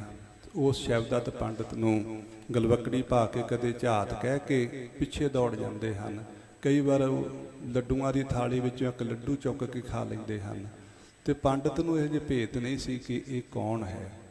ਮਨ ਵਿੱਚ ਸੋਚਦਾ ਕਿ ਮੈਂ ਪੂਜਾ ਕਰਦਾ ਹਾਂ, ਭਗਵਾਨ ਰਾਮਚੰਦਰ ਜੀ ਵਾਸਤੇ ਲੱਡੂਆਂ ਦੀ ਥਾਲੀ ਸਜਾਉਂਦਾ ਹਾਂ, ਤੇ ਬਾਲਕ ਲੱਡੂ ਖਾ ਕੇ ਥਾਲੀ ਜੂਠੀ ਕਰ ਦਿੰਦਾ ਹੈ। ਫਿਰ ਉਹਨੇ ਸੋਟੀ ਰੱਖਣੀ ਸ਼ੁਰੂ ਕਰ ਦਿੱਤੀ ਕੋਲ, ਸੋਟੀ, ਕਿ ਜਦੋਂ ਕੋਈ ਆ ਕੇ ਬਾਲਕ ਮੇਰੇ ਨਾਲ ਸ਼ਰਾਰਤ ਕਰੇਗਾ ਤੇ ਮੈਂ ਸੋਟੀ ਮਾਰਾਂਗਾ। ਸੋਟੀ ਕੋਲ ਰੱਖੀ। ਜਿਸ ਵੇਲੇ ਫਿਰ ਕਿਸੇ ਦਿਨ ਆਏ ਕਲਗੀਧਰ ਪਿਤਾ ਜੀ, ਉਹਦੀ ਭਗਤੀ ਪੂਰੀ ਕਰਨੀ ਸੀ, ਪਰ ਉਹਨੂੰ ਸ਼ਿਵਦੱਤ ਨੂੰ ਭੇਤ ਨਹੀਂ ਸੀ। ਕੀ ਹੋਇਆ, ਜਿਸ ਵੇਲੇ ਉਹਨੇ ਭਗਵਾਨ ਰਾਮਚੰਦਰ ਅੱਗੇ ਬੇਨਤੀ ਕੀਤੀ ਕਿ ਲੱਡੂਆਂ ਦਾ ਪ੍ਰਸ਼ਾਦ ਛਕੋ, ਭੋਗ ਲਾਓ, ਦਾਸ ਨੂੰ ਦਰਸ਼ਨ ਦਿਓ, ਕਲਗੀਧਰ ਪਿਤਾ ਜੀ ਨੇ ਉਸ ਥਾਲੀ ਵਿੱਚੋਂ, ਲੱਡੂਆਂ ਦਾ ਥਾਲ ਦੇ ਵਿੱਚੋਂ ਇੱਕ ਲੱਡੂ ਚੁੱਕਿਆ ਤੇ ਖਾਣ ਲੱਗੇ, ਤੇ ਸ਼ਿਵਦੱਤ ਪੰਡਤ ਨੇ ਸੋਟੀ ਚੱਕ ਲਈ ਮਾਰਨ ਵਾਸਤੇ। ਜਿਸ ਵੇਲੇ ਸੋਟੀ ਚੱਕੀ ਤਾਂ ਉਹਨੂੰ ਕੀ ਦੱਸਿਆ ਕਿ ਭਗਵਾਨ ਰਾਮਚੰਦਰ ਜੀ ਖੜੇ ਹਨ। ਆਖੋ ਸਤਿਨਾਮ ਸ੍ਰੀ। ਪਹਿਲਾਂ ਭਗਵਾਨ ਰਾਮਚੰਦਰ ਦੇ ਰੂਪ ਵਿੱਚ ਦਰਸ਼ਨ ਹੋਏ, ਉਹੀ ਰਾਮਚੰਦਰ ਬਾਲ ਗੋਬਿੰਦ ਰਾਏ ਬਣ ਗਏ। ਆਖੋ ਸਤਿਨਾਮ ਸ੍ਰੀ ਵਾਹਿਗੁਰੂ। ਉਹ ਸ਼ਿਵਦੱਤ ਦਾ ਭਰਮ ਮਿਟ ਗਿਆ ਕਿ ਮੈਂ ਜਿਹਨੂੰ ਚੇਤੇ ਕਰਦਾ ਸੀ ਉਹ ਹੋਰ ਹੈ ਤੇ ਇਹ ਹੋਰ ਹੈ। ਉਹਦੀ ਭਾਵਨਾ ਪੂਰੀ ਕੀਤੀ। ਉਹਨੇ ਸਾਰੇ ਪਟਨੇ ਸ਼ਹਿਰ ਦੇ ਵਿੱਚ ਲੱਕ ਬੰਨ੍ਹ ਕੇ ਹੋਕਾ ਦੇ ਦਿੱਤਾ, ਪੱਲੂ ਫੇਰ ਦਿੱਤਾ ਕਿ ਇਹ ਰੱਬੀ ਅਵਤਾਰ ਹਨ। ਮੇਰੀਆਂ ਤਾਂ ਸਾਰੀਆਂ ਭੁੱਖਾਂ ਇਹਨਾਂ ਨੇ ਮੇਟ ਦਿੱਤੀਆਂ। ਇਹ ਦੁਨੀਆ ਦੇ ਲੋਕੋ ਜਿਨ੍ਹਾਂ ਨੇ ਆਨੰਦ ਲੈਣਾ ਹੈ, ਜਿਨ੍ਹਾਂ ਨੇ ਰਸ ਲੈਣਾ ਹੈ, ਆਪਣੀ ਜ਼ਿੰਦਗੀ ਬਦਲਾਉਣੀ ਹੈ, ਉਹ ਬਾਲ ਗੋਬਿੰਦ ਰਾਏ ਦੇ ਦਰਸ਼ਨ ਕਰ ਲਓ। ਆਖੋ ਸਤਨਾਮ ਸ੍ਰੀ। ਰਾਜਾ ਫਤਿਹ ਚੰਦ ਮੈਣੀ ਉਹ ਸ਼ੈਵਦੱਤ ਪੰਡਤ ਦਾ ਸ਼ਰਧਾਲੂ ਸੀ। ਉਹਦੀ ਰਾਣੀ ਅਤੇ ਉਹ ਸ਼ੈਵਦੱਤ ਪੰਡਤ ਦੇ ਪਾਸ ਆਉਂਦੇ।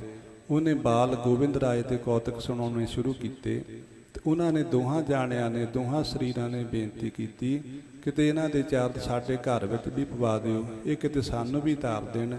ਨਾਲੇ ਸਾਡੇ ਘਰ ਔਲਾਦ ਕੋਈ ਨਹੀਂ, ਪੁੱਤਰ ਕੋਈ ਨਹੀਂ, ਸਾਡੇ ਪੁੱਤਰ ਹੋ ਜਾਵੇ, ਇਹ ਬਾਲ ਗੋਬਿੰਦ ਰਾਏ ਪਾਸੋਂ ਸਾਨੂੰ ਵਰ ਦਵਾ ਦਿਓ। ਕਹਿਣ ਲੱਗੇ ਤੁਹਾਨੂੰ ਕਹਿਣ ਦੀ ਲੋੜ ਨਹੀਂ ਪੈਣੀ, ਤੁਸੀਂ ਇਹਨਾਂ ਦਾ ਧਿਆਨ ਧਰਿਆ ਕਰੋ, ਇਹਨਾਂ ਨੂੰ ਚੇਤੇ ਕਰਿਆ ਕਰੋ, ਉਹਨਾਂ ਨੇ ਆਪੇ ਹੀ ਆ ਜਾਣਾ। ਆਖੋ ਸਤਨਾਮ ਸ੍ਰੀ ਵਾਹਿਗੁਰੂ।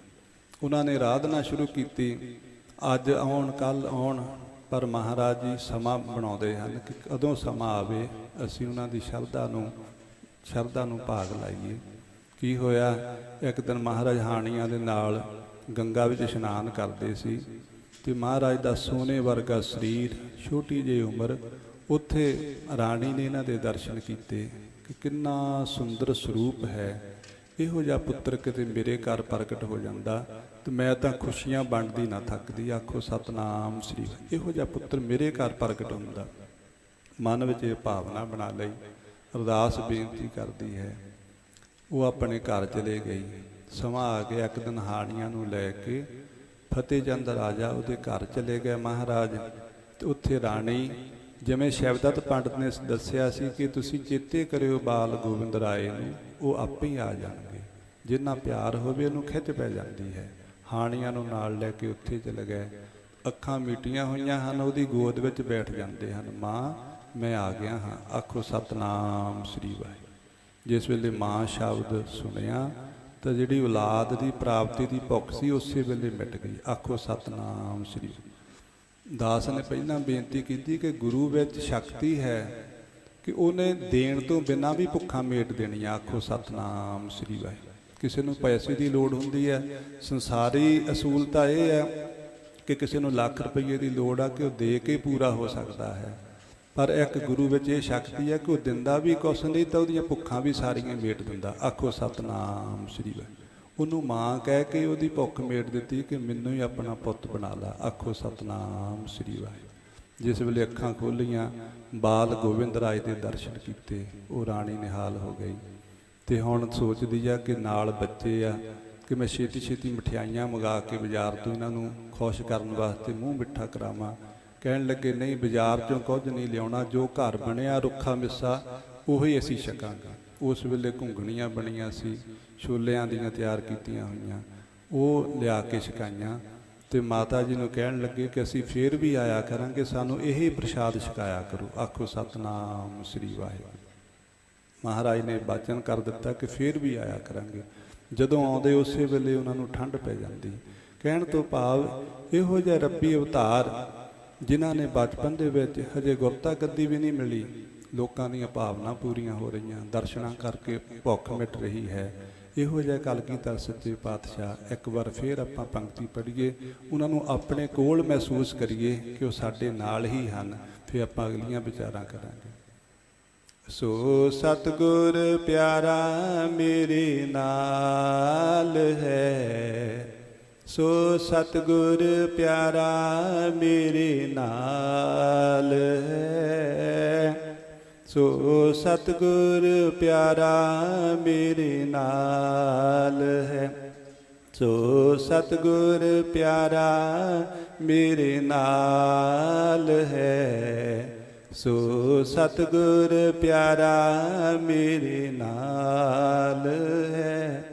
ਜਿੱਥੇ ਕਿੱਥੇ ਮੈਨੂੰ ਲੈ ਛਡਾਈ, ਜਿੱਥੇ ਕਿੱਥੇ ਮੈਨੂੰ ਲੈ ਛਡਾਈ, ਸੋ ਸਤਿਗੁਰ ਪਿਆਰਾ ਮੇਰੇ ਨਾਲ ਹੈ, ਸੋ ਸਤਿਗੁਰ ਪਿਆਰਾ ਮੇਰੇ ਨਾਲ ਹੈ। ਆਪਾਂ ਹੁਣ ਇਹ ਵਿਚਾਰਨਾ ਕਿ ਸਤਿਗੁਰੂ ਸਾਨੂੰ ਕਿੱਥੋਂ ਕਿੱਥੋਂ ਛਡਾਉਂਦੇ ਆ। 5 ਸਾਲ ਦੀ ਉਮਰ ਹੋਈ, ਗੁਰੂ ਤੇਗ ਬਹਾਦਰ ਸਾਹਿਬ ਮਹਾਰਾਜ ਜੀ ਅਸਾਮ ਤੋਂ ਵਾਪਸ ਆਏ। ਆਪਣੇ ਪੁੱਤਰ ਨਾਲ ਪਹਿਲਾ ਮਿਲਾਪ ਹੋਇਆ। ਮਹਾਰਾਜ ਜੀ ਪਟਨਾ ਸਾਹਿਬ ਤੋਂ ਮਿਲ ਕੇ ਅਨੰਦਪੁਰ ਸਾਹਿਬ ਆ ਗਏ। ਇੱਥੇ ਅਨੰਦਪੁਰ ਸਾਹਿਬ ਨਗਰ ਵਸਾਇਆ। ਥੋੜ੍ਹੇ ਸਾਲਾਂ ਬਾਅਦ ਹੀ ਮਹਾਰਾਜ ਨੇ ਹੁਕਮਨਾਮਾ ਭੇਜਿਆ ਕਿ ਸਾਰਾ ਪਰਿਵਾਰ ਇੱਥੇ ਆ ਜਾਏ। ਜਿਸ ਵੇਲੇ ਕਲਗੀਧਰ ਪਿਤਾ ਬਾਲ ਗੋਬਿੰਦ ਰਾਏ ਪਰਿਵਾਰ ਸਮੇਤ ਪਟਨਾ ਸਾਹਿਬ ਤੋਂ ਚਾਲੇ ਪਾਉਣ ਲੱਗੇ ਤਾਂ ਜਿੰਨੇ ਵੀ ਵਸਨੀਕ ਹਨ ਪਟਨਾ ਸਾਹਿਬ ਦੇ, ਉਹਨਾਂ ਨੂੰ ਇਸ ਤਰ੍ਹਾਂ ਮਹਿਸੂਸ ਹੋਇਆ ਕਿ ਸਾਡੇ ਜਿਹੜੇ ਸਰੀਰ ਉਹ ਮੁਰਦਾ ਹੋ ਜਾਣੇ, ਸਾਡੀ ਰੂਹ ਚਲੀ ਜਾਣੀ। ਆਖੋ ਸਤਨਾਮ ਸ੍ਰੀ। ਪਟਨੇ ਦੀ ਰੂਹ ਬਣ ਗਿਆ ਬਾਲ ਗੋਬਿੰਦ ਰਾਏ। ਪਿਤਾ ਦਾ ਹੁਕਮ ਮੰਨ ਕੇ ਅਨੰਦਪੁਰ ਸਾਹਿਬ ਆ ਗਏ। ਇੱਥੇ ਪਿਤਾ ਨੂੰ ਦਿੱਲੀ ਵੱਲ ਤੋਰ ਕੇ ਹਿੰਦੂਆਂ ਦਾ ਧਰਮ ਬਚਾਉਂਦੇ ਹਨ। 9 ਸਾਲ ਦੀ ਉਮਰ ਦੇ ਵਿੱਚ ਗੁਰਤਾ ਗੱਦੀ 'ਤੇ ਬੈਠ ਜਾਂਦੇ। ਗੁਰਤਾ ਗੱਦੀ 'ਤੇ ਬੈਠ ਕੇ ਇਹ ਵਿਚਾਰਦੇ ਆ ਕਿ ਦੁਨੀਆ ਦੇ ਵਿੱਚ ਕਿਸ ਤਰ੍ਹਾਂ ਦਾ ਸਮਾਂ ਬਣਿਆ ਹੋਇਆ ਹੈ, ਕਿਹੋ ਜਿਹਾ ਲੋਕ ਆਪਣੀ ਜ਼ਿੰਦਗੀ ਦੇ ਵਿੱਚ ਦੁੱਖ ਹੰਢਾ ਰਹੇ ਹਨ, ਕਿਹੋ ਜਿਹੀ ਜ਼ਿੰਦਗੀ ਬਤੀਤ ਕਰ ਰਹੇ ਹਨ, ਇਹਨਾਂ ਨੂੰ ਕਿੱਥੇ ਲੈ ਕੇ ਜਾਣਾ ਹੈ। ਮਹਾਰਾਜ ਦੇ ਆਪਣੇ ਬਚਨ, ਜਾ ਕੀ ਜਾਤ ਪਾਤ ਕੁਲ ਨਾਹੀ, ਸਰਦਾਰੀ ਨਾ ਭਈ ਕਦਾਹੀ, ਉਨਹੀ ਕੋ ਸਰਦਾਰ ਬਣਾऊं, तबै गोबिंद सिंह नाम कहाऊं। चिड़ियों से मैं बाज तड़ाऊं, गिदड़ों से मैं शेर मराऊं, 1.25 लाख से एक लड़ाऊं, तबै गोबिंद सिंह नाम कहाऊं। ਇਹੋ ਜਿਹਾ ਮਹਾਰਾਜ ਨੇ ਪ੍ਰਾਣ ਕੀਤਾ ਕਿ ਦੇਖੋ ਲੋਕ ਕਿਹੋ ਜਿਹੀ ਜ਼ਿੰਦਗੀ ਬਤੀਤ ਕਰ ਰਹੇ ਆ। ਬੰਦਾ ਹੀ ਬੰਦੇ ਦਾ ਗੁਲਾਮ ਹੋਇਆ ਬੈਠਾ ਹੈ, ਅਣਖ ਮਰਕ ਚੁੱਕੀ ਹੈ। ਕਿਹੋ ਜਿਹਾ ਜ਼ਿੰਦਗੀ ਦਾ ਇਹਨਾਂ ਦਾ ਅਸੂਲ ਬਣ ਚੁੱਕਾ ਹੈ। ਮਹਾਰਾਜ ਨੇ ਤਰਸ ਕੀਤਾ ਉਹਨਾਂ 'ਤੇ। ਤਰਸ ਕਰਕੇ ਇਹੋ ਜਿਹਾ ਮਹਾਰਾਜ ਜੀ ਨੇ ਅਨੰਦਪੁਰ ਸਾਹਿਬ ਦਾ ਮਾਹੌਲ ਬਣਾ ਦਿੱਤਾ ਕਿ ਆਨੰਦ ਵਰਤਾਉਣ ਵਾਸਤੇ ਸੱਚੇ ਪਾਤਸ਼ਾਹ ਨੇ ਇੱਕ ਕੇਂਦਰ ਬਣਾਇਆ ਕਿ ਸਾਨੂੰ ਦੁਨੀਆ ਨੂੰ ਆਨੰਦ ਦੇਣਾ ਹੈ। ਕਿਵੇਂ ਆਨੰਦ ਦੇਣਾ ਹੈ? ਸੱਚੇ ਪਾਤਸ਼ਾਹ ਨੇ ਅੰਮ੍ਰਿਤ ਵੇਲੇ ਦੇ ਅਸੂਲ ਬਣਾਏ ਕਿ ਅੰਮ੍ਰਿਤ ਵੇਲੇ ਸਾਰੇ ਜਾਗੋ, ਇਸ਼ਨਾਨ ਕਰੋ, ਸਿਮਰਨ ਕਰੋ। ਆਸਾ ਦੀ ਵਾਰ ਦਾ ਕੀਰਤਨ ਹੁੰਦਾ ਹੈ, ਦੀਵਾਨ ਲੱਗਦਾ ਹੈ। ਉਸ ਤੋਂ ਉਪਰੰਤ ਕੀ ਹੁੰਦਾ? ਮਹਾਰਾਜ ਉਹ ਦੁਨੀਆ ਦੇ ਵਿੱਚ ਨਿਡਰਤਾ ਪੈਦਾ ਕਰਨ ਵਾਸਤੇ, ਜਿੱਥੋਂ ਲੋਕ ਡਰੇ ਹੋਏ ਸੀ ਰਾਜਿਆਂ ਦੇ ਗੁਲਾਮ ਕਿ ਰਾਜਾ ਆਹ ਨਾ ਕਹਿ ਦੇਵੇ, ਰਾਜਾ ਆਹ ਨਾ ਕਹਿ ਦੇਵੇ, ਸਾਡੇ ਤੋਂ ਘਰ ਨਾ ਖੋਏ ਜਾਣ, ਸਾਡੀਆਂ ਜ਼ਮੀਨਾਂ ਨਾ ਖੋਈਆਂ ਜਾਣ, ਸਾਨੂੰ ਟੈਕਸ ਨਾ ਲੱਗ ਜਾਏ। ਮਹਾਰਾਜ ਕਹਿੰਦੇ ਕੁਝ ਨਹੀਂ ਹੋਣ ਲੱਗਾ।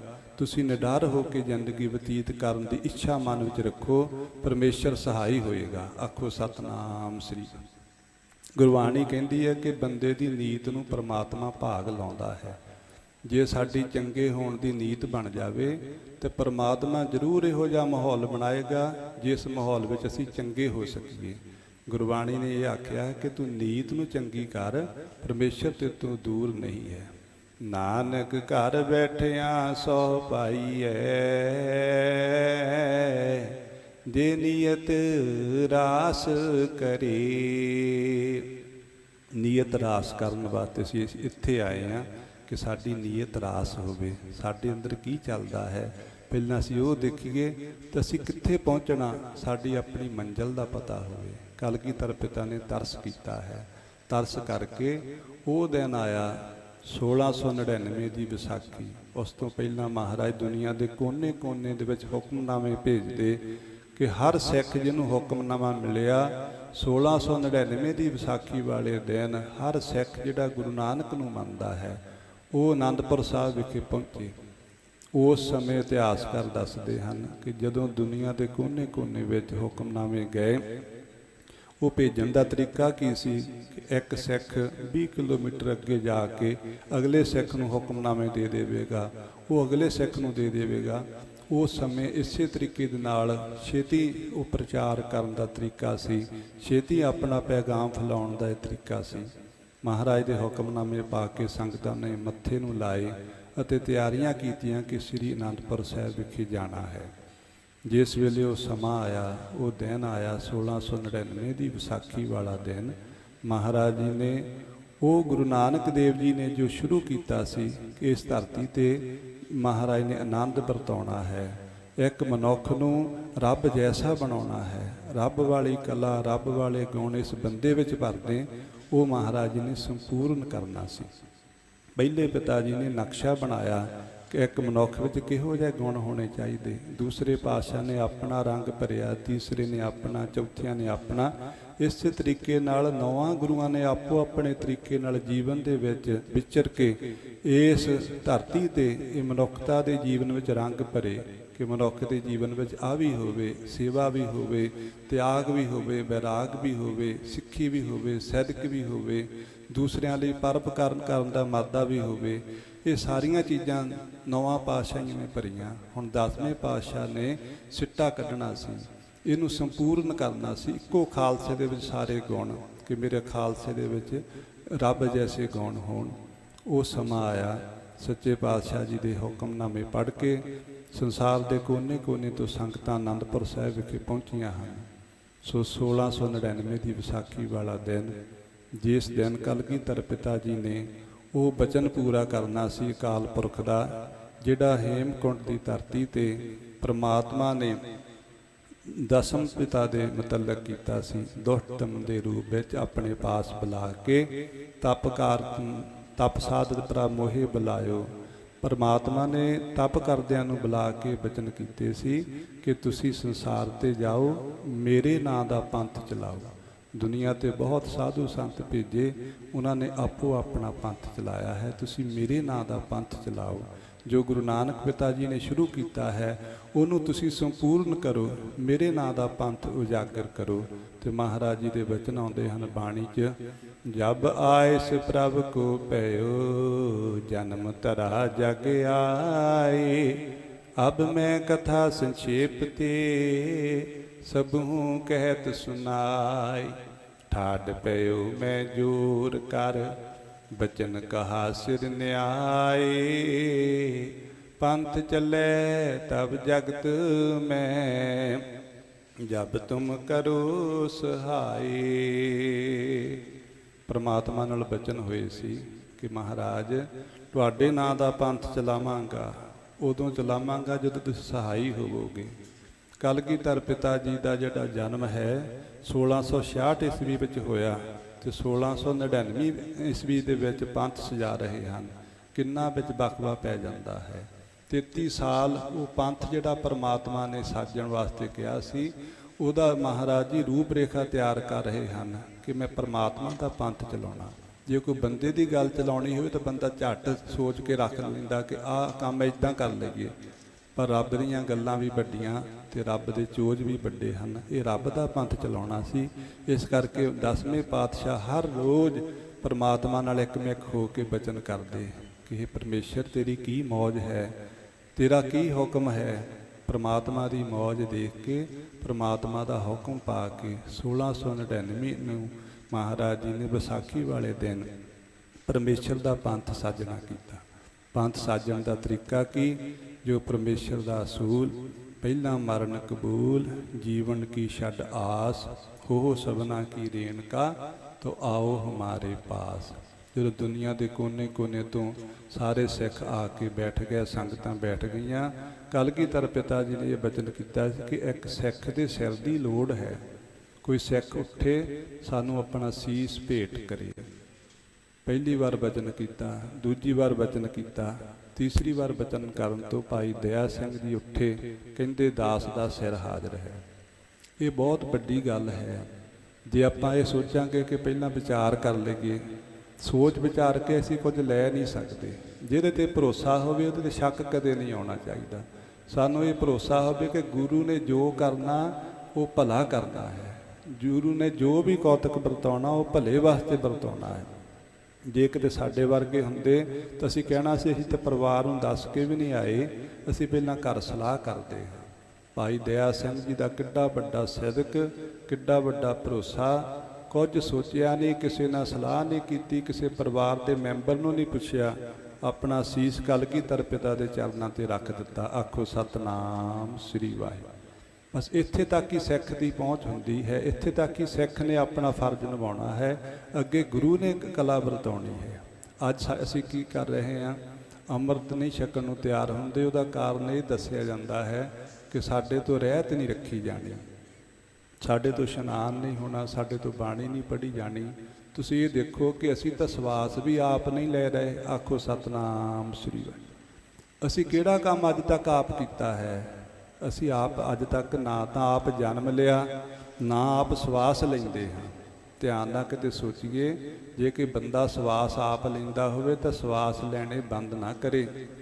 ਸਵਾਸ ਪ੍ਰਮਾਤਮਾ ਸਾਡੇ ਅੰਦਰ ਜੋਤ ਉਹਦੀ ਬੈਠੀ ਹੈ, ਤੇ ਪਰਮੇਸ਼ਰ ਸਾਡੇ ਸਵਾਸ ਚਲਾਉਂਦਾ ਹੈ, ਅਸੀਂ ਕੁਝ ਨਹੀਂ ਚਲਾਉਂਦੇ। ਜੇ ਅਸੀਂ ਇਹ ਸੋਚਾਂਗੇ ਕਿ ਆਹ ਕੰਮ ਮੈਂ ਕਰ ਰਿਹਾ ਹਾਂ, ਉਹ ਕੰਮ ਕਦੇ ਵੀ ਪੂਰਾ ਨਹੀਂ ਹੋਏਗਾ। ਇਹ ਕੰਮ ਕਾਰਜ ਪਰਮੇਸ਼ਰ ਦੇ ਹਨ। ਅਸੀਂ ਤਾਂ ਆਪਣਾ ਜਨਮ ਵੀ ਆਪਣੀ ਮਰਜ਼ੀ ਦੇ ਨਾਲ ਨਹੀਂ ਲਿਆ, ਨਾ ਕੋਈ ਲੈ ਸਕਦਾ ਹੈ। ਆਖੋ ਸਤਨਾਮ ਸ੍ਰੀ ਵਾਹਿਗੁਰੂ।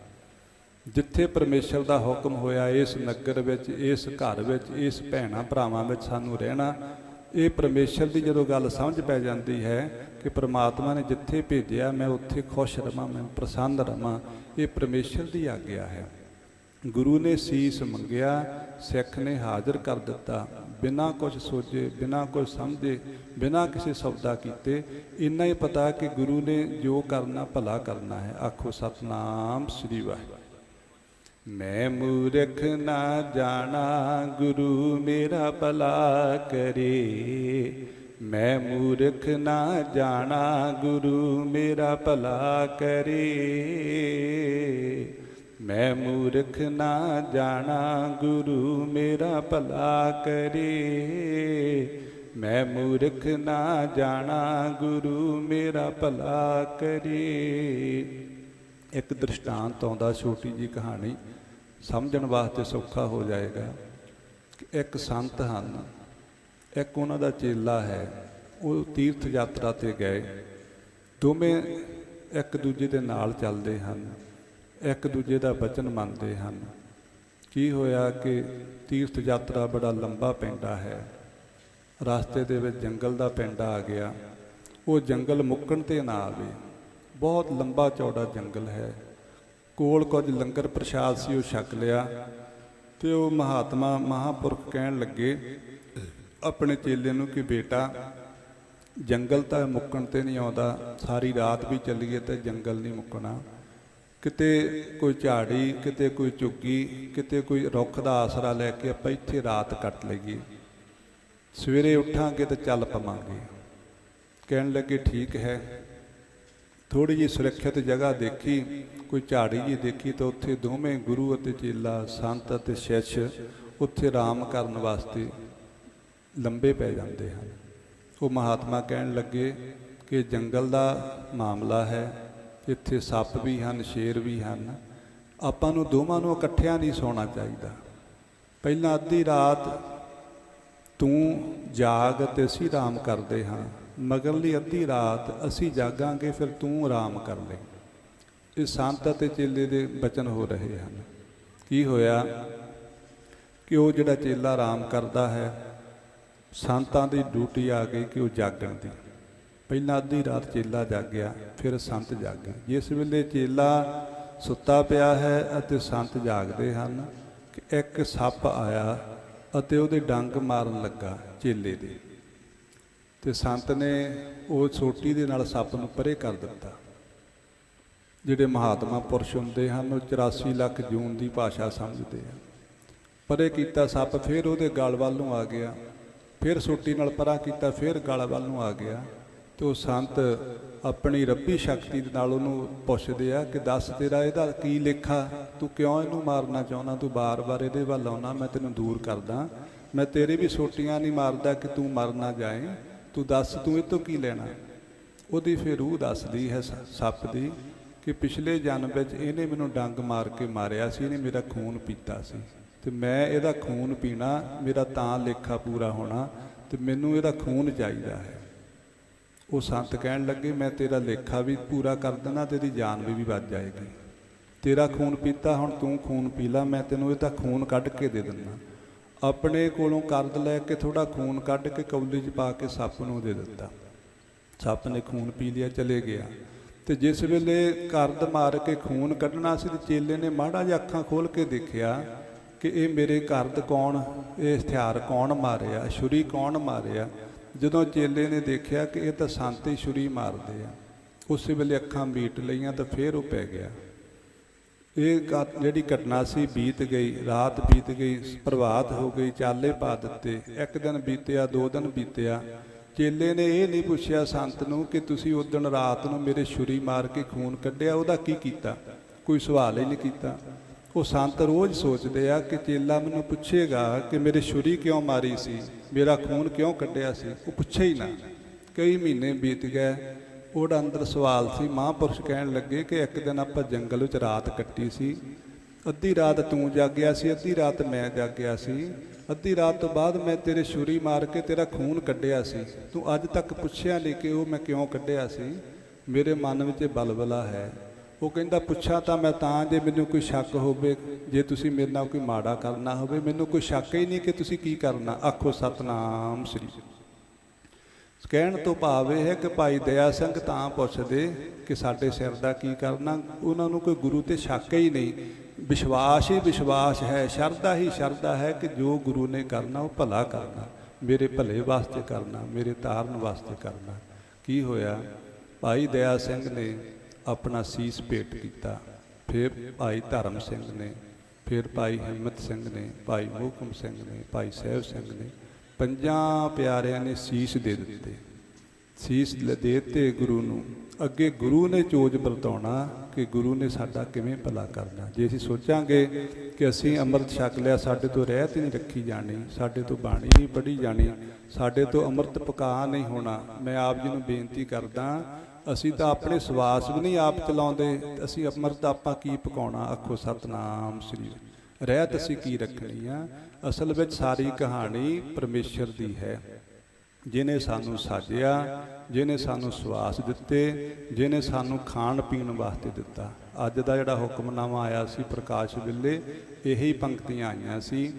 ਜੀਉ ਪਾਏ ਪਿੰਡ ਜਿਨ ਸਾਜਿਆ, ਦਿੱਤਾ ਪਹਿਨਣ ਖਾਣ, ਆਪਣੇ ਦਾਸ ਕੀ ਆਪ ਪੈਜ ਰਾਖੀ, ਨਾਨਕ ਸਦ ਕੁਰਬਾਨ।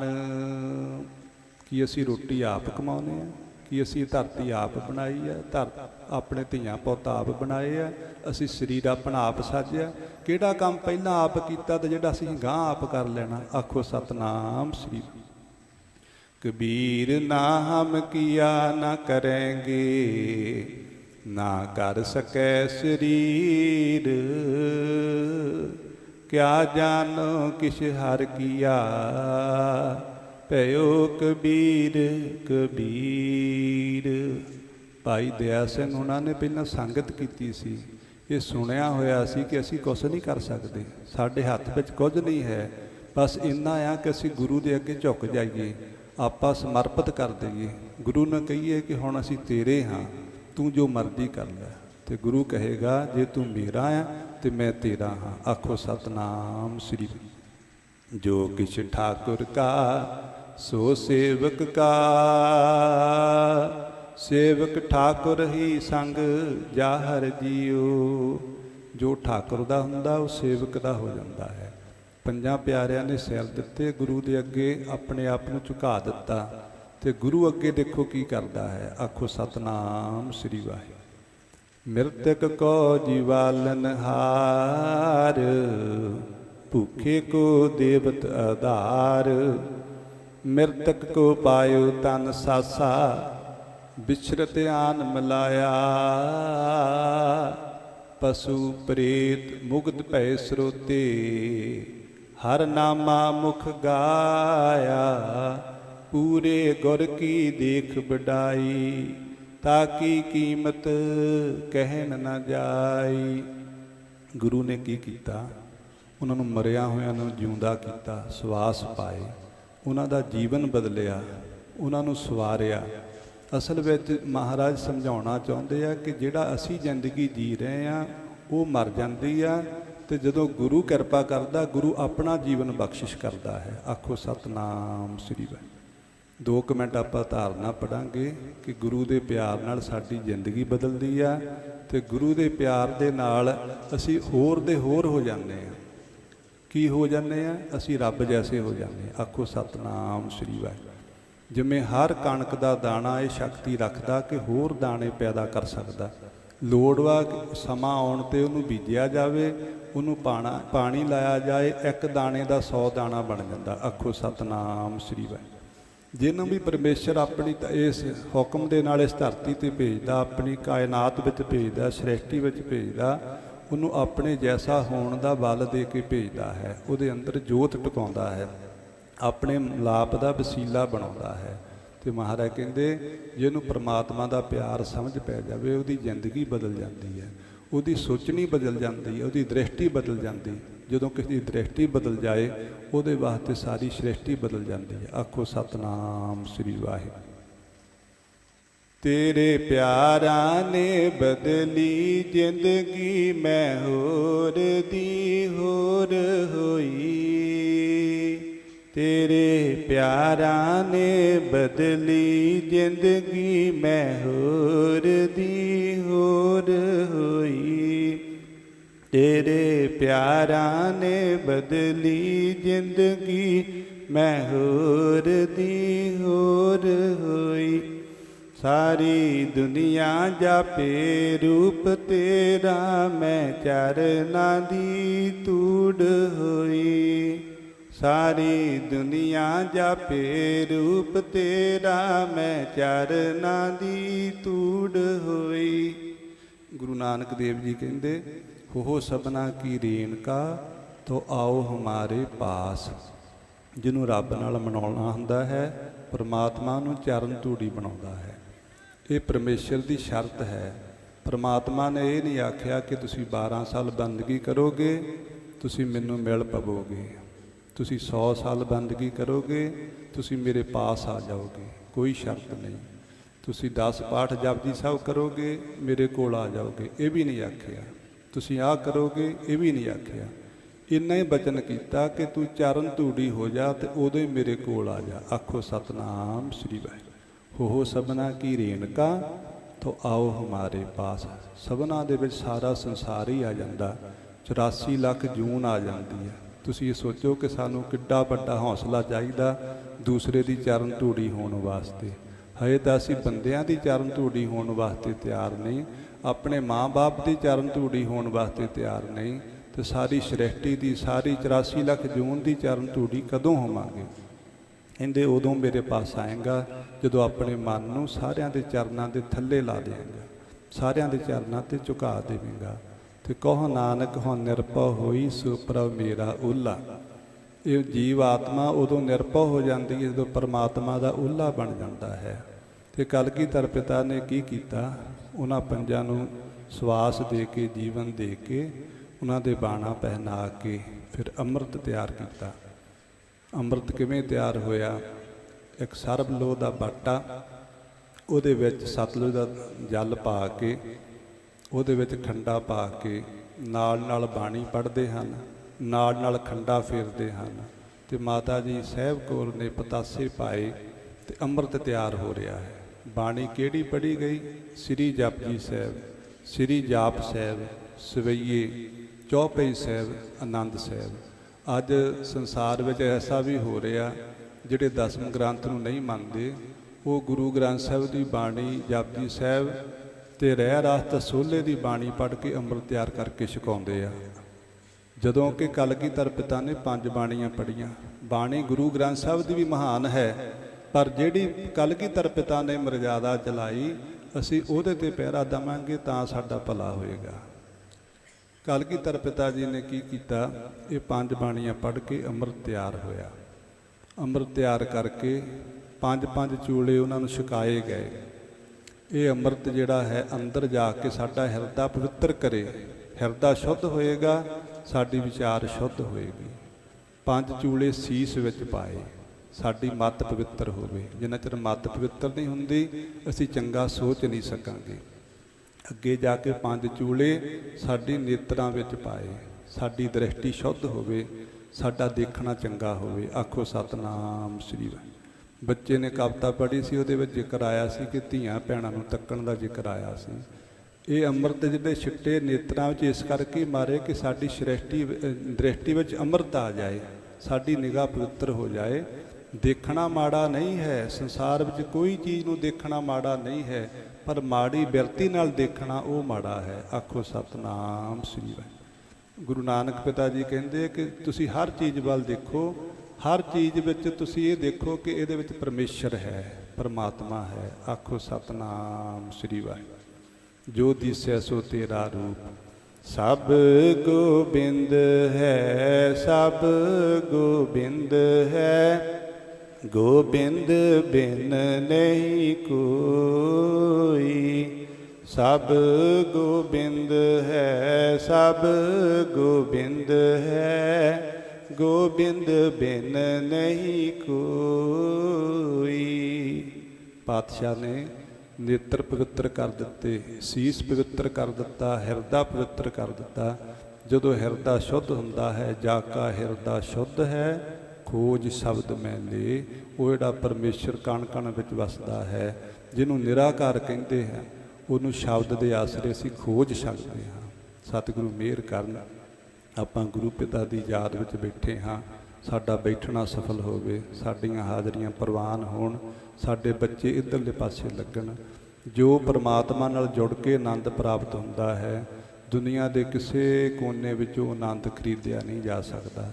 ਇਹ ਜਿਹੜੀਆਂ ਬੇਪਰਵਾਹੀਆਂ, ਇਹ ਜਿਹੜੀਆਂ ਬਾਦਸ਼ਾਹੀਆਂ, ਜਿਹੜੀਆਂ ਗੁਰੂ ਸਾਡੀ ਝੋਲੀ ਵਿੱਚ ਪਾਉਣਾ ਚਾਹੁੰਦਾ ਹੈ, ਇਹ ਗੁਰੂ ਤੋਂ ਮਿਲ ਸਕਦੀਆਂ। ਆਖੋ ਸਤਨਾਮ ਸ੍ਰੀ। ਕਲਗੀਧਰ ਪਿਤਾ ਨੇ ਕਿਹਾ ਸੀ ਕਿ ਤੁਸੀਂ ਰੋਜ਼ ਨਿਤਨੇਮ ਕਰਨਾ ਹੈ, ਸਿਮਰਨ ਕਰਨਾ ਹੈ, ਆਪੇ ਦੀ ਖੋਜ ਕਰਨੀ ਹੈ। ਆਤਮ ਰਸ ਜੇ ਜਾਣਹੀ ਸੋ ਖਾਲਸ ਹੈ ਦੇਵ, ਪ੍ਰਭ ਮੈਂ ਮੋਹ ਮੈਂ ਤਾਸ ਮੈਂ ਰੰਚਕ ਨਾਹੀ ਭੇਵ। ਜਿਹੜੇ ਆਪਣੀ ਆਤਮਾ ਦੇ ਰਸ ਨਾਲ ਜੁੜ ਜਾਂਦੇ ਹਨ, ਉਹ ਮੇਰੇ ਖਾਲਸੇ ਹਨ, ਦੇਵਤੇ ਹਨ। ਉਹਦੇ ਵਿੱਚ, ਮੇਰੇ ਵਿੱਚ ਅਤੇ ਪਰਮਾਤਮਾ ਵਿੱਚ ਕੋਈ ਫਰਕ ਨਹੀਂ ਹੈ। ਇਸ ਤਰ੍ਹਾਂ ਦੀ ਕਹਾਣੀ ਤਾਂ ਬੀਤੇਗੀ ਜੇ ਅਸੀਂ ਨਿਤਨੇਮ ਕਰਾਂਗੇ, ਸਿਮਰਨ ਕਰਾਂਗੇ। ਗੁਰੂ ਗ੍ਰੰਥ ਸਾਹਿਬ ਦੀ ਬਾਣੀ ਵਿੱਚ ਵੀ ਜ਼ਿਕਰ ਆਉਂਦਾ ਹੈ ਕਿ ਤੁਸੀਂ ਰੋਜ਼ ਆਪਣੇ ਦਿਲ ਦੀ ਖੋਜ ਕਰੋ, ਤੁਹਾਡੇ ਦਿਲ ਵਿੱਚ ਹੀ ਪਰਮੇਸ਼ਰ ਬੈਠਾ ਹੈ। ਬਾਬੇ ਫਰੀਦ ਨੂੰ ਇਹ ਪਰਮੇਸ਼ਰ ਨੇ ਇਲਾਹੀ ਬਾਣੀ ਦੇ ਵਿੱਚ ਫਰਮਾਨ ਕੀਤਾ ਸੀ ਕਿ ਬਾਬਾ ਫਰੀਦ ਜੀ, ਤੁਸੀਂ ਕਿਉਂ ਜੰਗਲ ਦੇ ਕੰਢੇ ਮਿੱਧਰੇ ਫਿਰਦੇ ਹੋ? ਬੱਸੀ ਰੱਬ ਹਿਆਲੀਏ ਜੰਗਲ ਕਿਆ ਢੂੰਡੇ, ਤੇਰੇ ਹਿਰਦੇ ਵਿੱਚ ਪਰਮੇਸ਼ਰ ਬੈਠਾ ਹੈ, ਤੇਰੇ ਹਿਰਦੇ ਵਿੱਚ ਮੈਂ ਬੈਠਾ ਹੈ। ਤੇ ਬਾਬਾ ਫਰੀਦ ਜੀ ਕਹਿਣ ਲੱਗੇ, ਮੈਨੂੰ ਦਿਸਦਾ ਨਹੀਂ, ਮੈਂ ਇਸ ਕਰਕੇ ਖੋਜ ਕਰਦਾ। ਬੜੀ ਕਰੜੀ ਘਾਲਣਾ ਘਾਲੀ। ਕਹਿੰਦੇ ਤੂੰ ਆਪਾ ਸਵਾਰ, ਆਪਣੇ ਹਿਰਦੇ ਨੂੰ ਸ਼ੁੱਧ ਕਰ। ਜਦੋਂ ਤੇਰਾ ਹਿਰਦਾ ਸਾਫ਼ ਹੋ ਗਿਆ, ਮੈਂ ਨਜ਼ਰੀ ਆ ਜਾਵੇਗਾ। ਆਪ ਸਵਾਰੈ ਮੈਂ ਮਿਲ ਹੈ, ਮੈਂ ਮਿਲਿਆ ਸੁਖ ਹੋਏ। ਫਰੀਦਾ ਜੇ ਤੂੰ ਮੇਰਾ ਹੋਏ ਰਹੇ, ਸਭ ਜਗ ਤੇਰਾ ਹੋਏ। ਆਪਾ ਕਿਵੇਂ ਸਵਾਰਿਆ ਜਾਂਦਾ ਹੈ? ਅਸੀਂ ਆਪੇ ਦੀ ਖੋਜ ਕਰੀਏ, ਆਪਣੇ ਦਿਲ ਦੀ ਖੋਜ ਕਰੀਏ, ਆਪਣੀ ਜਿਹੜੀ ਮੈਲ ਹੈ ਉਹਨੂੰ ਮਿਟਾਉਣ ਦਾ ਯਤਨ ਕਰੀਏ। ਗੁਰਬਾਣੀ ਕੀ ਕਹਿੰਦੀ ਹੈ? ਬੰਦੇ ਖੋਜ ਦਿਲ ਹਰ ਰੋਜ਼, ਬੰਦੇ ਖੋਜ ਦਿਲ ਹਰ ਰੋਜ਼, ਬੰਦੇ ਖੋਜ ਦਿਲ ਹਰ ਰੋਜ਼, ਬੰਦੇ ਖੋਜ ਦਿਲ ਹਰ ਰੋਜ਼। ਨਾ ਫਿਰ ਪਰੇਸ਼ਾਨੀ ਮਾਹੇ, ਨਾ ਫਿਰ ਪਰੇਸ਼ਾਨੀ ਮਾਹੇ, ਨਾ ਫਿਰ ਪਰੇਸ਼ਾਨੀ ਮਾਹੇ, ਨਾ ਫਿਰ ਪਰੇਸ਼ਾਨੀ ਮਾਹੇ। ਪਰੇਸ਼ਾਨੀ ਉਹਨਾਂ ਚਿਰ ਹੀ ਹੈ ਜਿੰਨਾ ਚਿਰ ਅਸੀਂ ਆਪੇ ਨਾਲ ਜੁੜਦੇ ਨਹੀਂ, ਆਪਣੇ ਪਰਮਾਤਮਾ ਨਾਲ ਪਿਆਰ ਨਹੀਂ ਕਰਦੇ।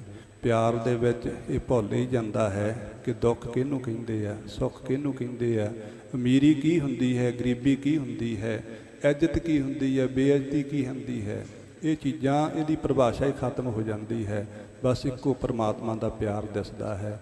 ਤੁਸੀਂ ਦਸਾਂ ਗੁਰੂਆਂ ਦੇ ਜੀਵਨ ਵਿੱਚ ਸਾਰਾ ਕੁਝ ਤੱਕ ਸਕੋਗੇ ਕਿ ਗੁਰੂਆਂ ਦੀ ਜ਼ਿੰਦਗੀ ਵਿੱਚ ਵੀ ਗਰੀਬੀ ਆਈ, ਦੁੱਖ ਆਏ, ਮੁਸੀਬਤਾਂ ਆਈਆਂ, ਪਰਿਵਾਰਕ ਕਲੇਸ਼ ਆਏ, ਪਰ ਕਿਸੇ ਗੁਰੂ ਦੇ ਚਿਹਰੇ 'ਤੇ ਉਦਾਸੀ ਨਹੀਂ ਦੇਖੋਗੇ। ਆਖੋ ਸਤਨਾਮ ਸ੍ਰੀ ਵਾਹਿਗੁਰੂ। ਇਹ ਗੁਰੂ ਪਿਤਾ ਜੀ ਦੀ ਵਡਿਆਈ ਹੈ। ਉਹਨਾਂ ਨੇ ਆਪਣੇ ਸਿੱਖ ਤੋਂ ਕੁਝ ਵੀ ਨਹੀਂ ਲੁਕੋਇਆ। ਜੋ ਗੁਰੂ ਦਾ ਸੀ ਉਹ ਸਿੱਖ ਦਾ ਹੋ ਗਿਆ ਹੈ। ਜੋ ਕੁਛ ਠਾਕੁਰ ਕਾ ਸੋ ਸੇਵਕ ਕਾ। ਜਿਹੜੇ 10ਵੇਂ ਪਾਤਸ਼ਾਹ ਨੂੰ ਪਿਆਰ ਕਰਦੇ ਆ, ਉਹ ਜੋ 10ਵੇਂ ਪਾਤਸ਼ਾਹ ਦਾ ਉਹੀ ਸਾਡਾ ਹੈ। ਜਦੋਂ ਅੰਮ੍ਰਿਤ ਛਕਾਇਆ ਜਾਂਦਾ ਤੇ ਮਹਾਰਾਜ ਦਾ ਦੱਸਿਆ ਜਾਂਦਾ ਹੈ ਕਿ ਅੱਜ ਤੋਂ ਤੁਹਾਡੇ ਧਰਮ ਦੇ ਪਿਤਾ ਗੁਰੂ ਗੋਬਿੰਦ ਸਿੰਘ ਜੀ, ਮਾਤਾ ਸਾਹਿਬ ਕੌਰ ਜੀ, ਜੇ ਆਨੰਦਪੁਰ ਸਾਹਿਬ ਗੁਰੂ ਦਾ ਹੈ, ਜਦੋਂ ਗੁਰੂ ਸਾਡਾ ਤਾਂ ਬੜੇ ਪਿਆਰ ਨਾਲ ਕਰਾਂਗੇ ਕਿ ਆਨੰਦਪੁਰ ਮੇਰਾ ਹੈ। ਜਦੋਂ ਗੁਰੂ ਮੇਰਾ ਤਾਂ ਉਹਦਾ ਆਨੰਦਪੁਰ ਵੀ ਮੇਰਾ ਹੋ ਗਿਆ। ਆਖੋ ਸਤਨਾਮ ਸ੍ਰੀ ਵਾਹਿਗੁਰੂ। ਇਹ ਸਾਰੀ ਖੇਡ ਗੁਰੂ ਨਾਲ ਜੁੜ ਕੇ ਬਣਦੀ ਹੈ। ਸੋ ਤੁਹਾਡਾ ਬਹੁਤ ਬਹੁਤ ਧੰਨਵਾਦ ਸਾਰੀਆਂ ਸੰਗਤਾਂ ਦਾ, ਸਾਰੀਆਂ ਪ੍ਰਬੰਧਕਾਂ ਦਾ। ਕੱਲ੍ਹ ਨੂੰ ਅੰਮ੍ਰਿਤ ਦਾ ਬਾਟਾ ਤਿਆਰ ਹੋਣਾ ਹੈ। ਵੱਧ ਤੋਂ ਵੱਧ ਮਾਈ ਭਾਈ ਸਾਰੇ ਅੰਮ੍ਰਿਤ ਛਕੋ। ਜੋ ਗੁਰੂ ਜੀ ਨੇ ਏਡੀ ਦਾਤ, ਇਲਾਹੀ ਦਾਤ, ਸੁਰ ਨਰ ਮੁਨ ਜਨ ਅੰਮ੍ਰਿਤ ਖੋਜਦੇ, ਸੋ ਅੰਮ੍ਰਿਤ ਗੁਰ ਤੇ ਪਾਇਆ। ਉਹ ਅੰਮ੍ਰਿਤ ਗੁਰੂ ਤੋਂ ਸਾਨੂੰ ਪ੍ਰਾਪਤ ਹੋਇਆ ਹੈ। ਸਤਿਗੁਰੂ ਮਿਹਰ ਕਰਨ, ਆਪਾਂ ਸਾਰੇ ਗੁਰੂ ਵਾਲੇ ਬਣੀਏ, ਗੁਰੂ ਨਾਲ ਜੁੜ ਕੇ ਜ਼ਿੰਦਗੀ ਬਤੀਤ ਕਰੀਏ। ਜੇ ਗੁਰੂ ਦੇ ਹੁਕਮ 'ਤੇ ਪਹਿਰਾ ਦੇ ਕੇ ਆਪਣਾ ਜੀਵਨ ਬਤੀਤ ਕਰਾਂਗੇ, ਕੀ ਹੋਏਗਾ? ਇਹ ਲੋਕ ਸੁਖੀਏ ਪਰਲੋਕ ਸੁਹੇਲੇ, ਨਾਨਕ ਹਰ ਪ੍ਰਭ ਆਪੇ ਮੇਲੇ। ਵਾਹਿਗੁਰੂ ਜੀ ਕਾ ਖਾਲਸਾ, ਵਾਹਿਗੁਰੂ ਜੀ ਕੀ ਫਤਿਹ।